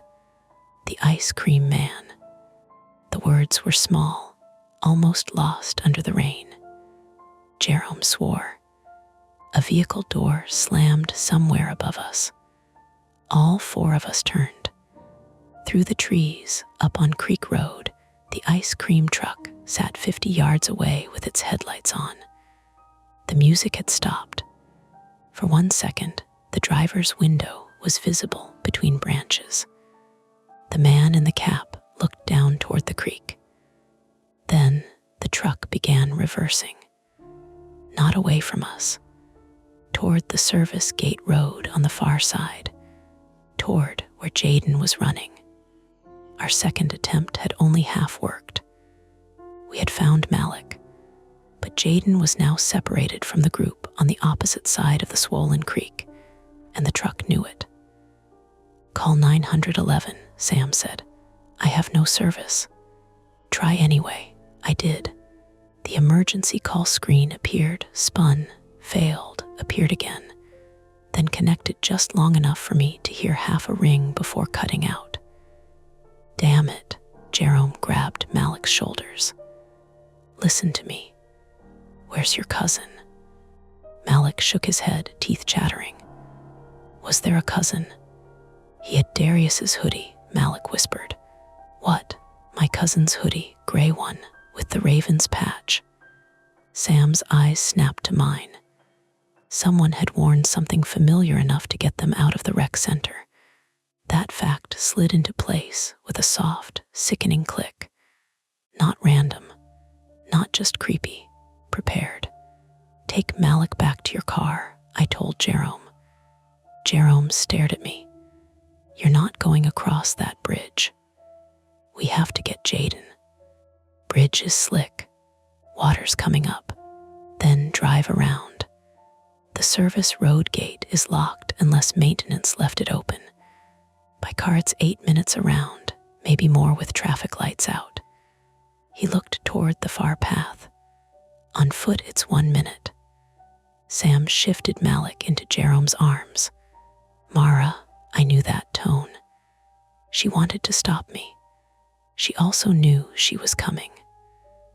The footbridge was narrow metal and painted green years ago before rust chewed through the corners. It crossed the creek at an angle, from our muddy bank to the far path. No lights, no cover, just a wet railing and water rushing below with enough force to carry branches, trash, and one floating orange traffic cone. The truck's engine revved beyond the trees. Jaden's red shirt vanished near the bend. Sam pointed at Malik. Jerome gets him to the car, locks the doors, keeps trying 911. "I'm not leaving you two," Jerome said. "You are if you want one kid safe," Sam snapped. Jerome's mouth tightened. He wanted to argue. Then Malik coughed again, a deep, ugly cough, and the argument died. "Fine," he said, "but if that bridge looks wrong, you turn back." I nodded without meaning it. Sam noticed. "Mara, no hero nonsense." "I'm not a hero." "No, you're worse. You're guilty in advance." that cut through the rain. I didn't have time to answer because the backwards jingle started again. Faint at first, then louder, not from the truck ahead, from behind us. I spun so fast my knee nearly buckled. For one impossible second, I thought there were two trucks. Then a child's laugh burst from the slope above the creek. Tessa. She stood at the top of the muddy bank near Jerome's Buick, holding her grandmother's phone in one hand and a small Bluetooth speaker in the other. The speaker was clipped to her backpack strap, playing a warped recording of the same backwards tune. "Tessa," Sam shouted. "What are you doing here?" Tessa's face crumpled the moment she saw Malik soaked and shaking. "I followed Jerome," she said. "I thought I recorded the truck yesterday. I was trying to make him look over here so Jaden could." "Tessa, get in the car," Jerome barked. "I'm sorry." There was no time to be angry, but anger came anyway, hot and useless. She had created the sound behind us, the second jingle, the impossible doubling. Terrifying for 10 seconds. Explainable the next. And still dangerous, because now the real driver might know exactly where we all were. The truck horn blasted from the far side. Jaden screamed. Not Fox, not brakes, not a child playing. A real scream. Sam took off across the bridge. I followed. The metal was slick under my shoes. Halfway across, the bridge vibrated with the creek hammering debris against the supports below. I kept one hand on the railing and one arm out for balance. My knee burned. My lungs felt scraped raw. Rain struck my face so hard I had to blink through it. Behind us, Jerome yelled something I couldn't make out. Ahead, the far path curved between trees and the maintenance sheds. The ice cream truck's reverse lights glowed white through the rain near the service road. Then I saw Jaden. He was at the service gate, trapped between a locked chain link barrier and the truck angled across the narrow road. He was small, maybe 9, male, black, wearing a red t-shirt plastered to his chest and one untied sneaker. He had both hands wrapped around the gate chain, shaking it even though there was nowhere to go beyond it but a fenced utility yard. The driver stood outside the truck now, cap low, surgical mask on, black gloves. He was not running. That was worse. He walked toward Jaden with one hand raised, palm out, like he was calming a dog. Sam shouted, "Hey!" The driver turned his head. I expected him to bolt. He didn't. He looked at us across the rain-slick service road, then glanced past us toward the bridge, measuring distance. His posture changed in a way I felt before I understood. Less casual, less slow. He reached back into the open driver's door. Sam grabbed my sleeve. What is he doing? The truck's rear freezer unit kicked on with a loud mechanical clunk. Then all the lights on the truck went out.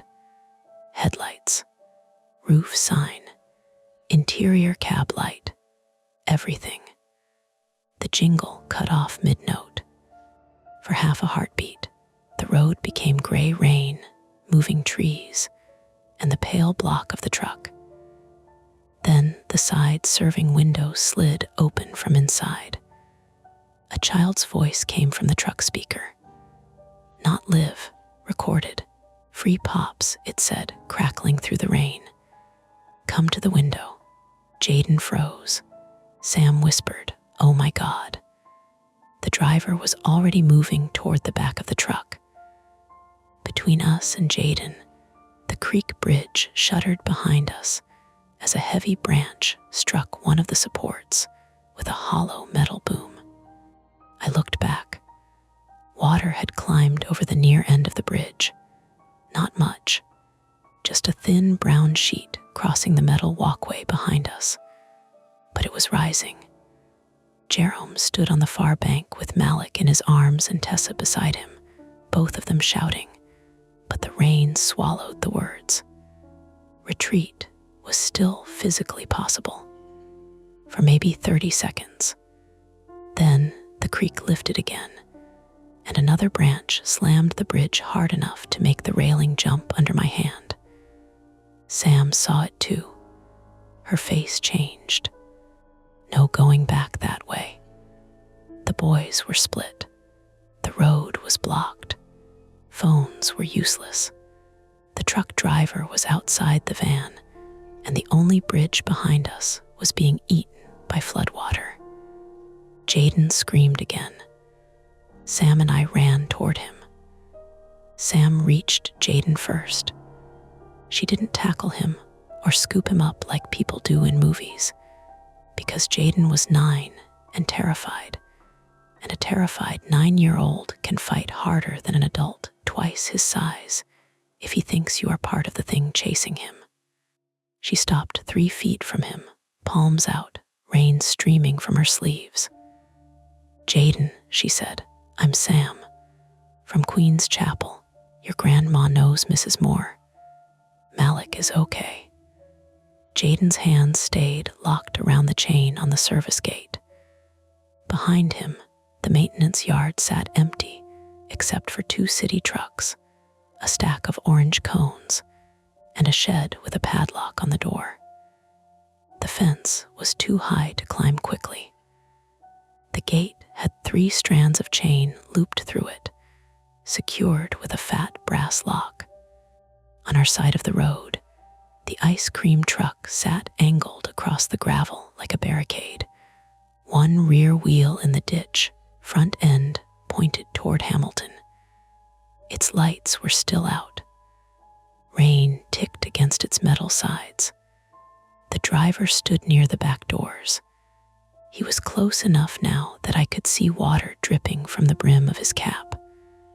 The surgical mask hid his mouth, but not his eyes. His eyes were ordinary. That was the worst part. Not wild, not blank, just focused. Held something in his right hand. Not a gun. A long metal freezer bar, the kind used to pry open stuck latches or lift heavy storage lids. Maybe 18 inches. Flat on one end. Dark handle, a tool, a reasonable object in an unreasonable hand. Step away from him, Sam said, her voice cracked on the last word. The driver tilted his head as if she'd said something curious. The truck speaker crackled. A child's recorded voice, warped by cheap electronics, said, "Don't run. Free pops." Jaden sobbed once, a wet little sound he tried to swallow. I moved beside Sam, my lungs burning from the run. My left knee throbbed. Every heartbeat pushed pain into it. Behind us, the creek had gone from a background rush to a steady roar. The bridge was still there, but the near end was under moving brown water, and branches knocked against the rail in dull, irregular booms.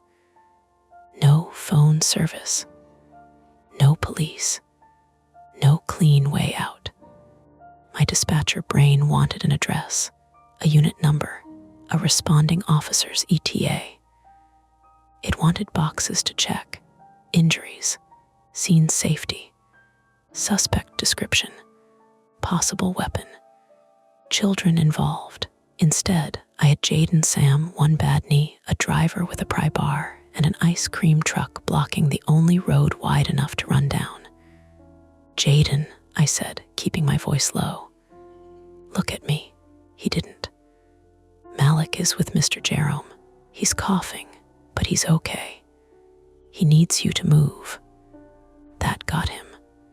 His eyes flicked to me. The driver took one step. Sam took one step too, placing herself between him and Jaden. she said.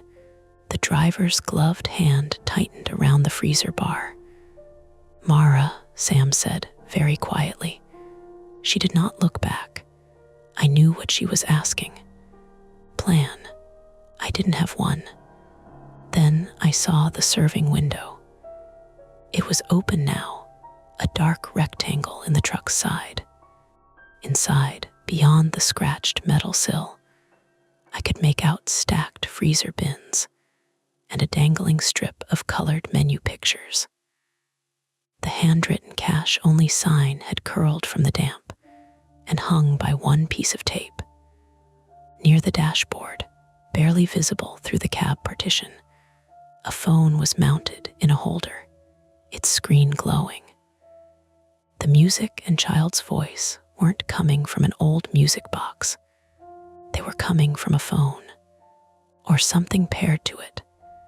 Tessa's speaker flashed in my mind. Her guilty little face on the bank, the backward jingle she'd recorded. Improvisation, not courage. Courage was too clean a word for the feeling in my throat. I lifted Jaden's red backpack from where it hung over my shoulder. Sam, I said. She didn't turn. Get him low. What, now? The driver moved faster. Not running, exactly. A sudden lunge, boots scraping gravel, freezer bar coming up. Sam shoved Jaden down by the shoulders and folded over him. I swung the red backpack with both hands. It was not heavy enough to hurt him badly. A permission sheet, gum, a dinosaur keychain, maybe a pencil case. But rain had soaked it, and fear added force. The backpack hit his wrist as the bar came down. The blow glanced off Sam's torn sleeve instead of her head. She screamed. The sound cut through everything. The driver grunted and backhanded the backpack away. The dinosaur keychain snapped off and skittered across the gravel. Sam clutched her forearm. Blood ran bright down her hand, diluted immediately by rain. The freezer bar had sliced or crushed through the already torn sleeve. Not deep enough to take her arm off, not movie bad, real bad. Skin open, fingers trembling, pain making her face go white. Jaden crawled toward the gate, crying. I grabbed Sam under the arm and yanked her backward. The driver raised the bar again. A horn blasted behind us. Jerome's Buick. The sound came from across the creek and slightly uphill, long and furious. Through the rain, I saw headlights jerking behind trees on the opposite side. Jerome was not driving toward us, he couldn't. He was using the horn to pull attention, to make noise, to make himself bigger from far away. The driver's eyes flicked that way. 1 second. Enough. Run to the sheds, I told Jaden. The gate, not the gate, sheds. Go. Jaden scrambled sideways along the fence toward the maintenance shed. Sam stumbled after him, one arm pressed to her body. I backed with them, watching the driver. The truck speaker crackled again. This time it played the backwards jingle at full volume. Up close, the sound was vicious. Not supernatural, worse, cheap, metallic. Corrupted notes blasting from a mounted speaker above the windshield, loud enough to vibrate in my teeth. The melody dragged itself backward through the rain, making it impossible to think in a straight line. The driver was using it like cover. He lunged again.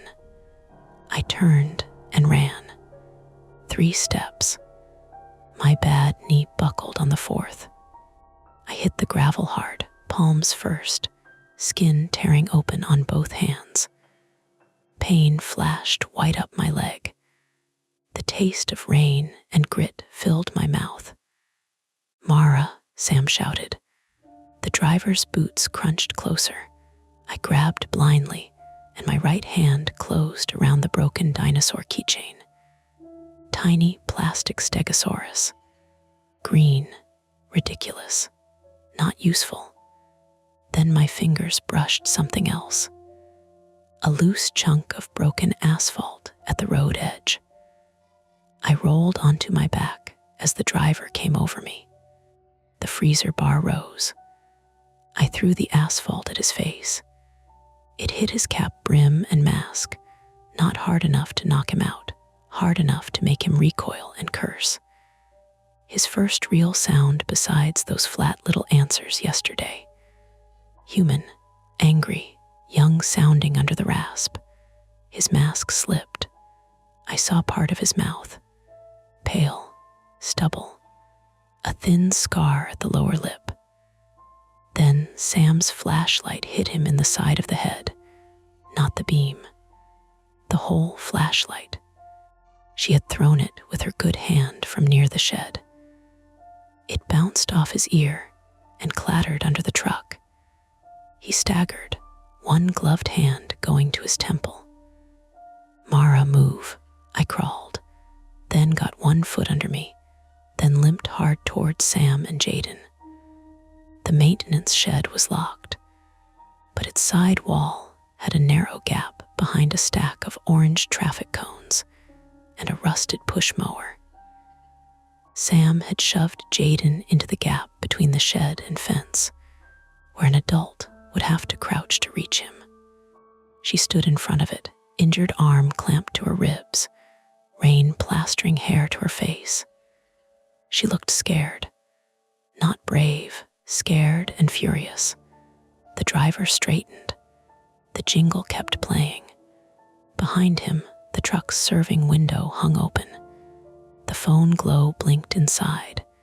If we could get to the cab, we could maybe grab the phone. Call, stop the speaker, get keys, something. If the driver stood between us and the truck. Then, from across the creek, another sound rose under the jingle. Tessa's speaker. She played the backwards song too, but not in sync. Her version lagged half a beat, tinny and distorted from the other bank. Two wrong melodies collided over the creek, the truck's loud and close, hers faint and shaky. It made the whole road feel like it was tilting. The driver snapped his head toward the sound. He thought someone else was behind him. That was the payoff for Tessa's mistake. Stupid earlier, useful now. I didn't think. Thinking would have slowed me. I ran at the truck, or tried to. It was more of a limping charge, ugly and off balance. My knee screamed. My palms burned. I crossed the 15 feet to the serving window while the driver turned back and realized what I was doing. Inside the truck, the smell hit me hard. Not rot, not bodies. That would have been too simple and too dramatic. Bleach, vanilla syrup, diesel. And underneath, the sour smell of wet fabric. The freezer bins were closed with padlocks. The menu cards were fake-looking, laminated pictures curling at the edges. A stack of cheap popsicles sat in an open cooler by the window, but most were melted, wrappers soft and sticky. The cash-only sign had been taped over something printed beneath it. I saw part of a logo, a bluebird. The phone was mounted near the front, connected by cable to a small black audio box screwed under the dash. I leaned through the serving window, ribs grinding against the metal sill, and reached. Fingertips brushed the phone. The driver hit the side of the truck with the freezer bar. The sound was enormous. I jerked back, shoulders slamming the window frame. He was 5 feet away. "Mara," Sam yelled. I grabbed the curling cash-only sign instead of the phone and ripped it free. Beneath it, printed on the truck's original paneling, were faded words, Bluebird Creamery, children's parties, schools, events. And below that, a phone number scratched half away. Bluebird, the cracked sticker on the back doors. A real former business, or stolen from one. The driver grabbed the back of my jacket. I twisted. The wet fabric slipped through his glove, but not enough. He yanked me off the window and slammed me against the truck's side. My head hit metal. The world flashed gray. For a moment, everything narrowed to sound. Rain, jingle, Sam shouting. Jaden crying from behind the shed. My own breath, thin and animal. The driver leaned close enough that I smelled coffee on his mask. Should have stayed home, he said. Not a monster line. Not a villain speech. An annoyed man saying something practical. That scared me more. He drew the freezer bar back. Sam came from the side with the push mower. It was old, red, rusted, and probably hadn't worked in years, but it had weight and wheels. She shoved it hard with her hip and good arm. It rammed into the driver's shins. He shouted and folded forward. The freezer bar swung low, missing my thigh by inches and striking the mower handle with a clang that bent it sideways. I slid down the truck, dizzy. Sam grabbed my collar. Up, she gasped. Her injured arm was shaking badly now. Blood dripped from her fingertips. The driver kicked the mower aside and lunged at her. Jaden came out of the gap. No, I shouted. He wasn't running toward the driver. He ran toward the truck cab. Small, fast, desperate. The driver saw him and turned. That was when Jerome appeared on the far side of the flooded bridge. Not crossing. He couldn't. The bridge's near end was now under churning water, and branches clotted against it. But he had Malik wrapped in a foil emergency blanket from his Buick's trunk, Tessa beside him with the speaker, and Mrs. Moore's phone raised high above her head like a torch. She must have followed despite being told not to. Or maybe she had been there longer. I couldn't process it. Tessa yelled, "I got one bar." Jerome yelled, "Police are coming." Maybe true, maybe not. The driver hesitated. That was enough for Jaden to reach the cab. He climbed half inside through the open driver's door. "Jaden, out," Sam screamed. But he had seen something. "My cousin's hoodie," he shouted. The gray Raven's hoodie lay on the passenger seat. Beside it were two other things, a clipboard with printed names and a plastic bin full of cheap toys. Bubbles, stickers, little dinosaurs like the one on Jaden's backpack. Names, the rec center, the neighborhood, children's names.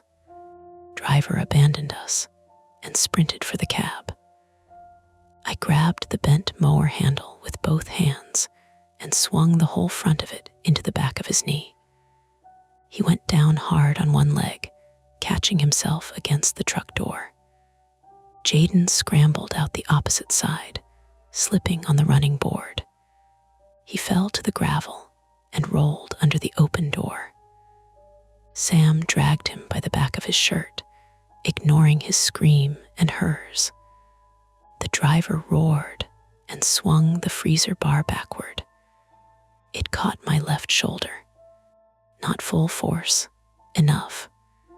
Pain detonated across my collarbone. I dropped to one knee. For a second, I thought he had broken it. Maybe he had. My left arm went numb from shoulder to wrist, then flared with pins and heat. I couldn't breathe. Sam had Jaden. That was the only thing I could hold. "Run," I said, but it came out as a cough. The driver pushed himself upright. Then the ground shifted under the truck. At first, I thought I was passing out. The rear wheel, the one already in the ditch, sank with a wet crunch. Storm runoff had been carving under the gravel the entire time, feeding into the swollen creek. The ditch beside the road had turned into a slurry of mud and water. The truck tilted. The driver grabbed the door frame. The freezer unit clunked again. The speaker squealed, the backwards jingle warping into one long electronic shriek. Sam, Jaden, and I froze. The truck slid 6 inches toward the ditch, then a foot. The driver looked at the wheels, then at us, then at the cab. Keys. He wanted the keys. He dove into the cab. "Mara, move," Sam shouted. I forced myself up. My left arm hung useless. My knee nearly folded. Sam shoved Jaden ahead of her toward the far side of the service road, away from the truck, away from the creek, toward a narrow strip of higher ground beside the maintenance shed. The truck's engine revved. The rear wheel spun mud. For 1 second, it looked like he might free it. The ditch bank collapsed. The truck lurched sideways, rear end dropping first, front wheels skidding. The open serving window slammed shut from the tilt. The driver, half in the cab, half out, lost his footing. He grabbed the door. The door swung wide. He fell, not into the creek, into the ditch between truck and road, shoulder first, freezer bar flying from his hand. The truck slid farther, slow but unstoppable metal groaning as the rear axle caught on a concrete drainage lip. He screamed then. Pain. Panic. The cab door pinned his lower leg against the ditch bank. Sam covered Jaden's eyes. I stood there, useless, shaking, rain running into my mouth. The man clawed at the mud with both gloved hands. "Help me," he shouted. The conflict did not resolve the way I had imagined, because in my head there had been a clear moment where we won and he became only the bad thing that had happened. But he was still a person pinned in rising water, a person who had stalked children, a person who might drown, a person who had nearly taken Jaden. Sam looked at me. Her face was gray with pain. "Mara," she said. "No," I knew what she meant. "Do not go to him. Do not be stupid. Do not let guilt drag you under the truck." The water in the ditch rushed around the driver's hip. The truck groaned again. If it slid another foot, the door might crush his leg completely or roll him under. I stumbled to the freezer bar and kicked it away from him. Then I grabbed the broken mower handle and shoved it toward him from a distance. "Hold this," I shouted. He reached for it, both hands visible. He looked at me like he hated me more than he feared the water. "Hold it or drown." He held it. Sam used her good hand to loop the chain from the service gate around Jaden's waist loosely, not locking him in, just anchoring him beside her so he wouldn't bolt. Then she pulled her phone out and tried 911 again. Her fingers slipped on the screen.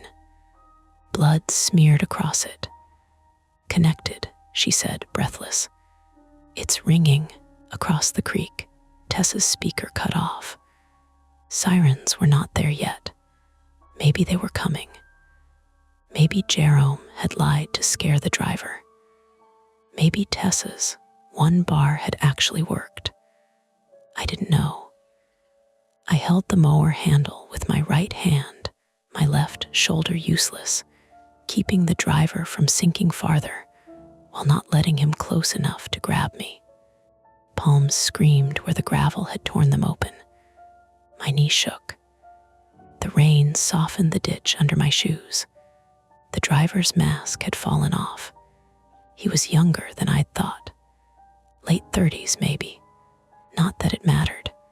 His face was twisted with pain, one cheek scraped raw, the scar at his lower lip stark against wet skin. Behind him, inside the tilted truck, the phone screen still glowed. The backwards jingle started again, much quieter now, looping from the cab speaker on failing power. Slow, warped, almost gentle. Jaden began to cry for real, huge, breathless sobs that bent him over. Sam wrapped herself around him despite her bleeding arm, and I stood in the rain, holding a broken mower handle out to a man I wanted to let go of, waiting for help that still had to find us through dark traffic lights, flooded streets, and a neighborhood that suddenly felt too full of hiding places. When the first siren finally reached us, faint and far beyond Hamilton, I didn't feel relief. I felt my grip slipping. The truck shifted one last time, dropping with a heavy metallic moan until the rear bumper hit the ditch wall and stuck. The driver screamed again, but the truck stopped moving. Jaden was out. Malik was across the creek with Jerome. Sam was still standing. The man was pinned. The jingle kept playing backwards until the phone battery died. Then there was only rain. The first officer reached us on foot, not in a dramatic rush with a gun drawn and rain flying off his shoulders. He came down the service road carefully, one hand on his radio, the other out for balance as his boots slipped in the mud. Behind him, red and blue lights strobed weakly through the trees on Hamilton, bending in the rain and broken branches. The siren had stopped before we saw him, which somehow made everything feel less like rescue and more like a scene that had to be sorted. "Hands where I can see them," he shouted. I was still holding the broken mower handle. It took me a second to understand he meant me too. Sam said, "Mara, drop it." I let it fall. My fingers had locked around it so tightly that when it hit the gravel, my right hand stayed shaped around the air. The officer moved closer, saw Sam's bleeding arm, saw Jaden folded against her side, saw the ice cream truck sunk, crooked into the ditch, and the driver pinned against the door, and his expression changed from command to calculation. That was Officer Daniel Reeves, 41, male, a Prince George's County patrol officer with rain running off the brim of his cap, and a voice that kept trying to stay flat while the scene grew faster than his first report. He asked who was hurt. He asked where the weapon was. He asked whether there were more children. He asked if the driver was armed with anything else. I answered like I was at work. "Freezer bar is 6 feet to your left. 1 injured adult female, arm laceration. An adult female possible shoulder injury and knee injury. 1 juvenile male exposed to creek water across the bridge. 1 juvenile male here, ambulatory, panicked. Suspect pinned, conscious." Officer Reeves looked at me for half a beat. "UEMS, dispatcher." "Okay," he said. "Keep talking to me like that." So I did. It helped because it gave my fear a uniform to wear. Sam sat on the wet gravel with Jaden pressed against her good side, her injured arm held away from both of them. The cut was worse now that we weren't moving.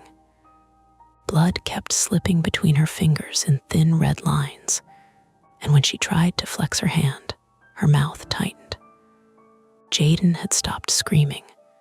That worried me more. He stared at the tilted truck and made small, hiccuping breaths. His red shirt clung to his ribs. Mud streaked one cheek. He held the broken dinosaur keychain in his fist, though I didn't know when he had picked it up. The driver kept saying the same thing. My leg, my leg, my leg. Officer Reeves did not go straight to him. He kicked the freezer bar farther away first. Then he told the driver not to move. Then he called for fire rescue, medics, a supervisor, and another unit to secure the bridge side. The radio snapped back with too many voices at once. Across the creek, Jerome stood with Malik wrapped in that foil emergency blanket. One hand pressed to the boy's back like he could hold him together through pressure alone. Tessa was beside him, crying silently now, her little speaker hanging from her backpack strap. Denise Moore had somehow reached the park side too, house dress soaked under a raincoat, and was holding Tessa by the shoulder hard enough to anchor her to the earth. Nobody shouted across the water anymore. The creek was too loud. Firefighters got to the driver first because the truck was unstable and the ditch water kept climbing around him. They moved with heavy caution, cribbing the side of the van with blocks, checking the ground before each step. One firefighter crawled close enough to cut the driver's pant leg. Another kept a hand on the truck's rear panel, as if touch could warn him before the whole thing shifted again. The driver cursed at them, then cried, then cursed again. He did not look at Jaden, not once.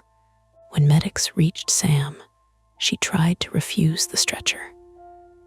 I can walk, she said. The medic, a broad woman with silver hoops and a rain-dark uniform, looked at the blood dripping from Sam's elbow. I'm sure you can. Sit down anyway. Sam glanced at me. Tell her I can walk. You can walk, I said. Sit down anyway. She gave me a look that would have been funnier if her face had any color in it. The medic wrapped her arm in gauze, then tighter bandaging, and Sam hissed through her teeth but didn't pull away. The flashlight bruise on the driver's head, the cut above Jerome's eyebrow, Malik's cough, my shoulder, my knee, Sam's arm, all of it became lists, checks, decisions. The kind of practical attention that arrives after terror and feels almost insulting in its ordinariness. Can you wiggle your fingers? Look at my light. Any neck pain? How many fingers am I holding up? Do you know what day it is? I answered May 16th before remembering it was August in the story I was living through, not the date my exhausted brain had reached for because I was hurt and tired, and somewhere inside me still at the dispatch console. The medic paused. Mara, Sam said softly. August, I corrected. It's August. The medic wrote something down. That scared me more than I wanted to admit. They took Sam and Malik to the hospital first. Jaden refused to let go of Sam until Lorna Wallace arrived in a giant supermarket polo, hairnet still on, face split open by panic. Lorna Wallace, 59, female, Jaden and Malik's grandmother and legal guardian, ran the last 30 feet in work shoes that slipped in the mud, grabbed Jaden, then made a sound I had never heard from an adult before. Half sob, half apology, half prayer. Too many halves. She pulled him against her and kept saying, I'm here, baby, I'm here, even though he had needed that sentence earlier when nobody had been. Jaden did not answer her. He held up the broken dinosaur keychain.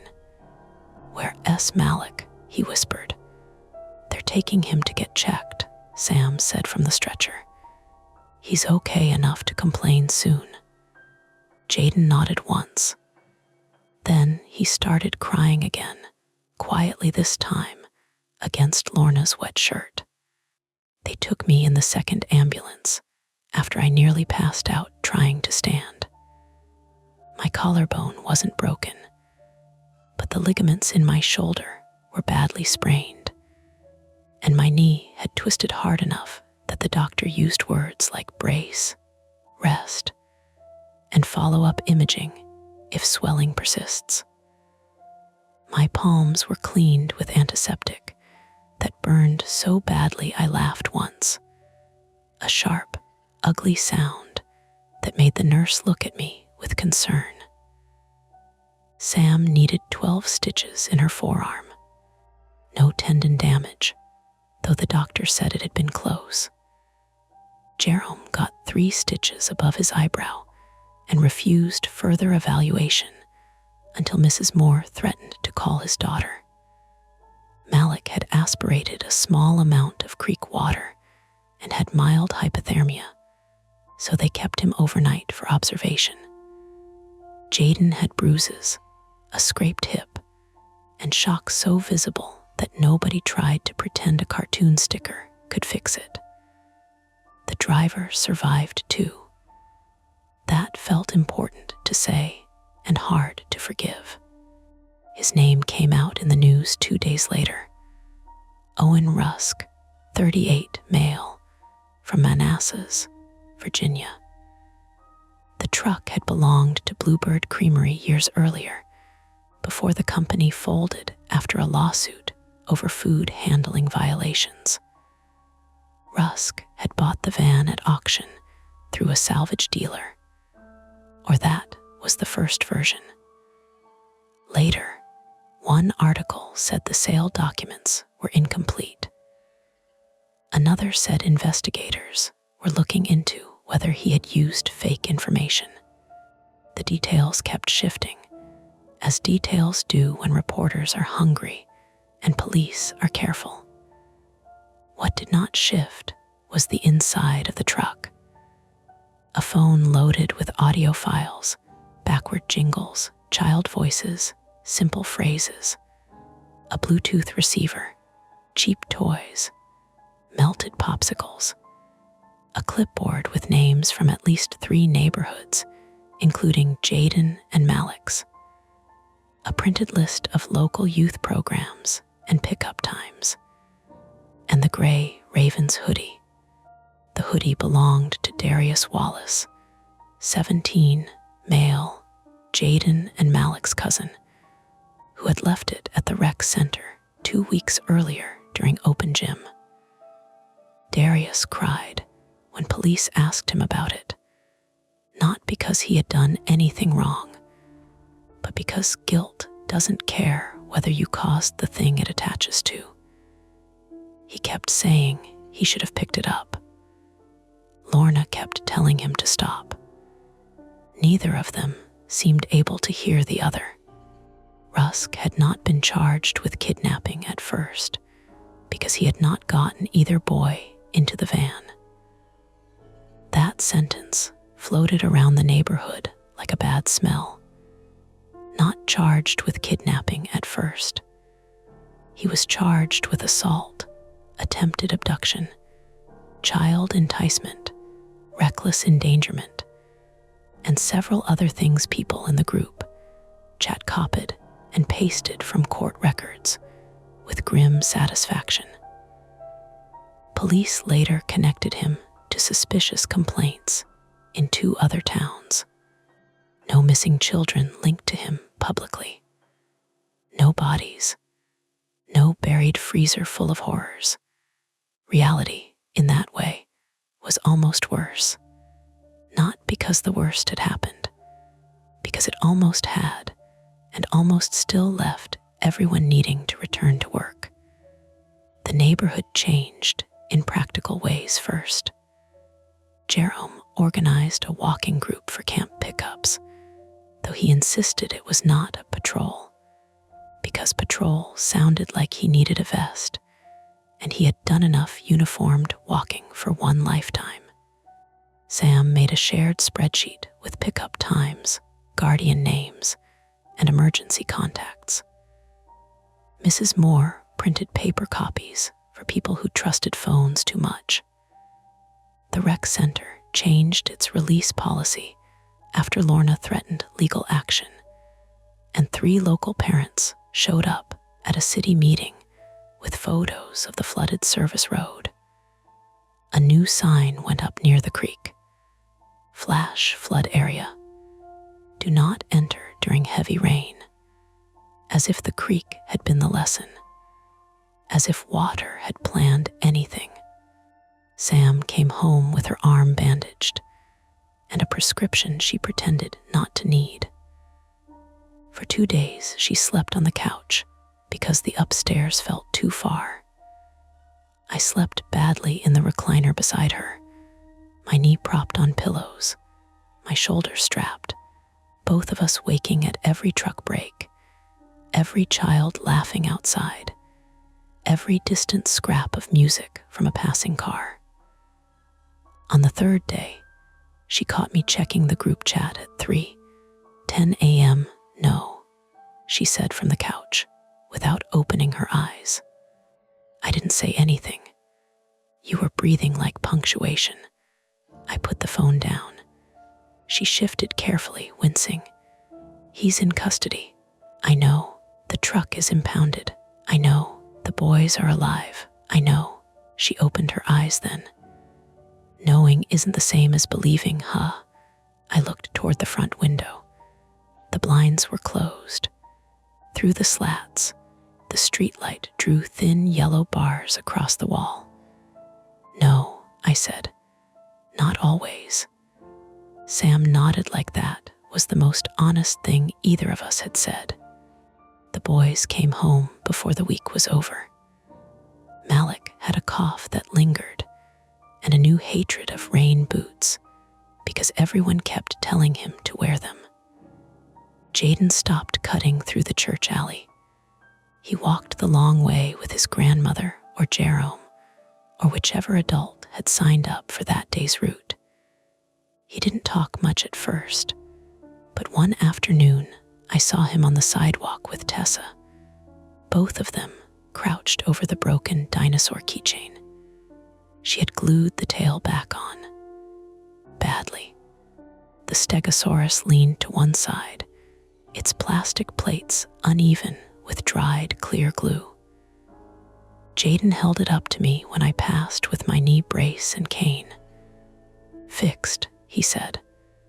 Looks tough, I told him. He studied it, then nodded. It got messed up, but it still stands. Tessa looked away quickly, pretending to examine her sneaker.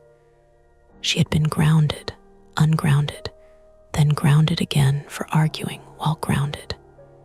Mrs. Moore made her write apology letters to everyone, including herself, which Tessa said was psychological warfare. But she also stopped wearing both earbuds when she walked outside. She listened now, not fearfully, intentionally. That was one of the cracks. We all listened differently. A delivery truck grinding around the corner made conversations pause. An old sedan with a loose belt turned heads. The song of an actual ice cream truck came through the neighborhood about 3 weeks later, normal and cheerful and perfectly forward. And every adult on the block stepped outside like a fire alarm had gone off. The driver was a woman named Paula, mid-50s, who had permits, a laminated license, and a truck painted bright pink with a phone number, business name, and county inspection sticker displayed in 3 places.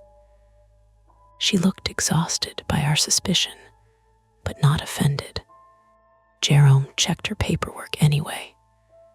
Sam bought a cherry popsicle from her out of stubborn principle and gave it to Malik, who took it after a long pause.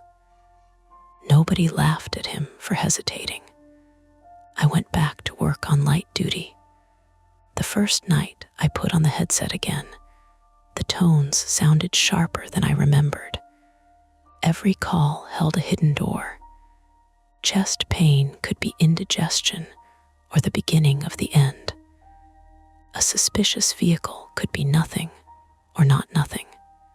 A child not home on time could be at a friend's house, or under a bridge, or running from a man who had learned the shape of trust. My supervisor told me to take it slow. I did not tell him there is no slow in dispatch. There is only the next line ringing. 2 months later, I received a subpoena to testify. So did Sam, Jerome, Alicia, Lorna, and Tessa. Though Tessa was spared the stand after attorneys agreed to use her recorded statement. The case did not go to trial. Rusk accepted a plea agreement after investigators found enough material on his phone and laptop that his lawyer stopped using the phrase misunderstood vendor. He got years, not forever. Enough, people said, though nobody agreed on what enough meant. At sentencing, Sam sat beside me with a pale scar running down her forearm, still tight when the weather changed. Jerome wore a suit and kept both hands folded on his cane. Lorna sat behind Jaden and Malik, one hand on each boy's shoulder. Tessa sat between Mrs. Moore and her mother, stiff and silent, no beads in her braids that day. Rusk did not look back at us. When the judge spoke, I watched the back of his neck and thought of the way he had said, "Should have stayed home," like harm was a matter of people failing to mind their business. Maybe that was why, when it was over, I did not feel closure. I felt tired. Outside the courthouse, rain threatened but did not fall. Sam and I stood by the curb waiting for Jerome to bring the car around because my knee still complained on stairs. Traffic moved past in ordinary waves. Buses sighed. A man argued into his phone about parking. Somewhere near the food trucks, a vendor's generator sputtered and caught. Sam nudged me. "You okay?" I hate that question. "I know, answer it." I watched Jaden and Malik climb into Lorna's car. Jaden still had the dinosaur keychain clipped to his backpack. The repaired tail stuck out crookedly. "I'm not sorry we went," I said. Sam looked at her scar. "Me neither." "I am sorry you got hurt. You should be. I planned to use this in arguments for years." That made me laugh. Small, but real. The almost ordinary part came back slowly after that. Pizza nights, trash pickup complaints, Jerome's tomatoes, Tessa's basketball thumping against the sidewalk, Sam burning cheese onto another oven rack and blaming the pan, my mother texting photos of dinners that looked better than they tasted. The block regained its everyday noise, but none of us trusted quiet the same way, and none of us dismissed strange sound as quickly. One evening in October, I found the purple gym tag from my key ring on the kitchen counter. The one that had fallen into the storm drain the first night. I had cleaned it, but a brown stain remained along one edge where the dead leaf had stuck. Sam saw me holding it. "You ever going back to that gym?" she asked. "Probably not. Then why keep it?" I turned it over in my fingers. The plastic was scratched, the barcode nearly rubbed away. "I don't know," I said. That was mostly true. I kept it because it belonged to the night when the first wrong sound had arrived, and I had still been allowed to think it was nothing. I kept it because ordinary objects survive terrible evenings and then sit in bowls by the door, pretending not to remember. I kept it because some part of me thought if I threw it out, I'd be throwing out the proof that the warning had started small. A song out of order, a closed serving window, a man saying tomorrow. Later that week, the neighborhood group chat finally quieted down. For days at a time, nobody mentioned the truck. Then someone posted about a lost package. Someone complained about leaves clogging the drains. Jerome asked whose gray sedan had been parked too close to the hydrant. Normal things. Then at 6:04 on a Friday evening, Tessa sent one photo. It showed a sticker on the back of a signpost near the church alley. A tiny bluebird, not cracked like the one on the truck, not old and faded either. This one was fresh, bright blue, printed on glossy paper. Its beak was whole. Underneath it, in small letters, someone had written, "Listen first." The chat exploded immediately. Probably a prank, someone said. Kids being kids. Leftover from some band. A sticker company. A coincidence. By then, I was good at hearing all the reasonable explanations line up. I looked out the front window toward the darkening street. A breeze moved through the maples, carrying the smell of damp leaves and someone's garlic hitting hot oil. A car rolled past with its radio low, bass thumping once, twice, then fading.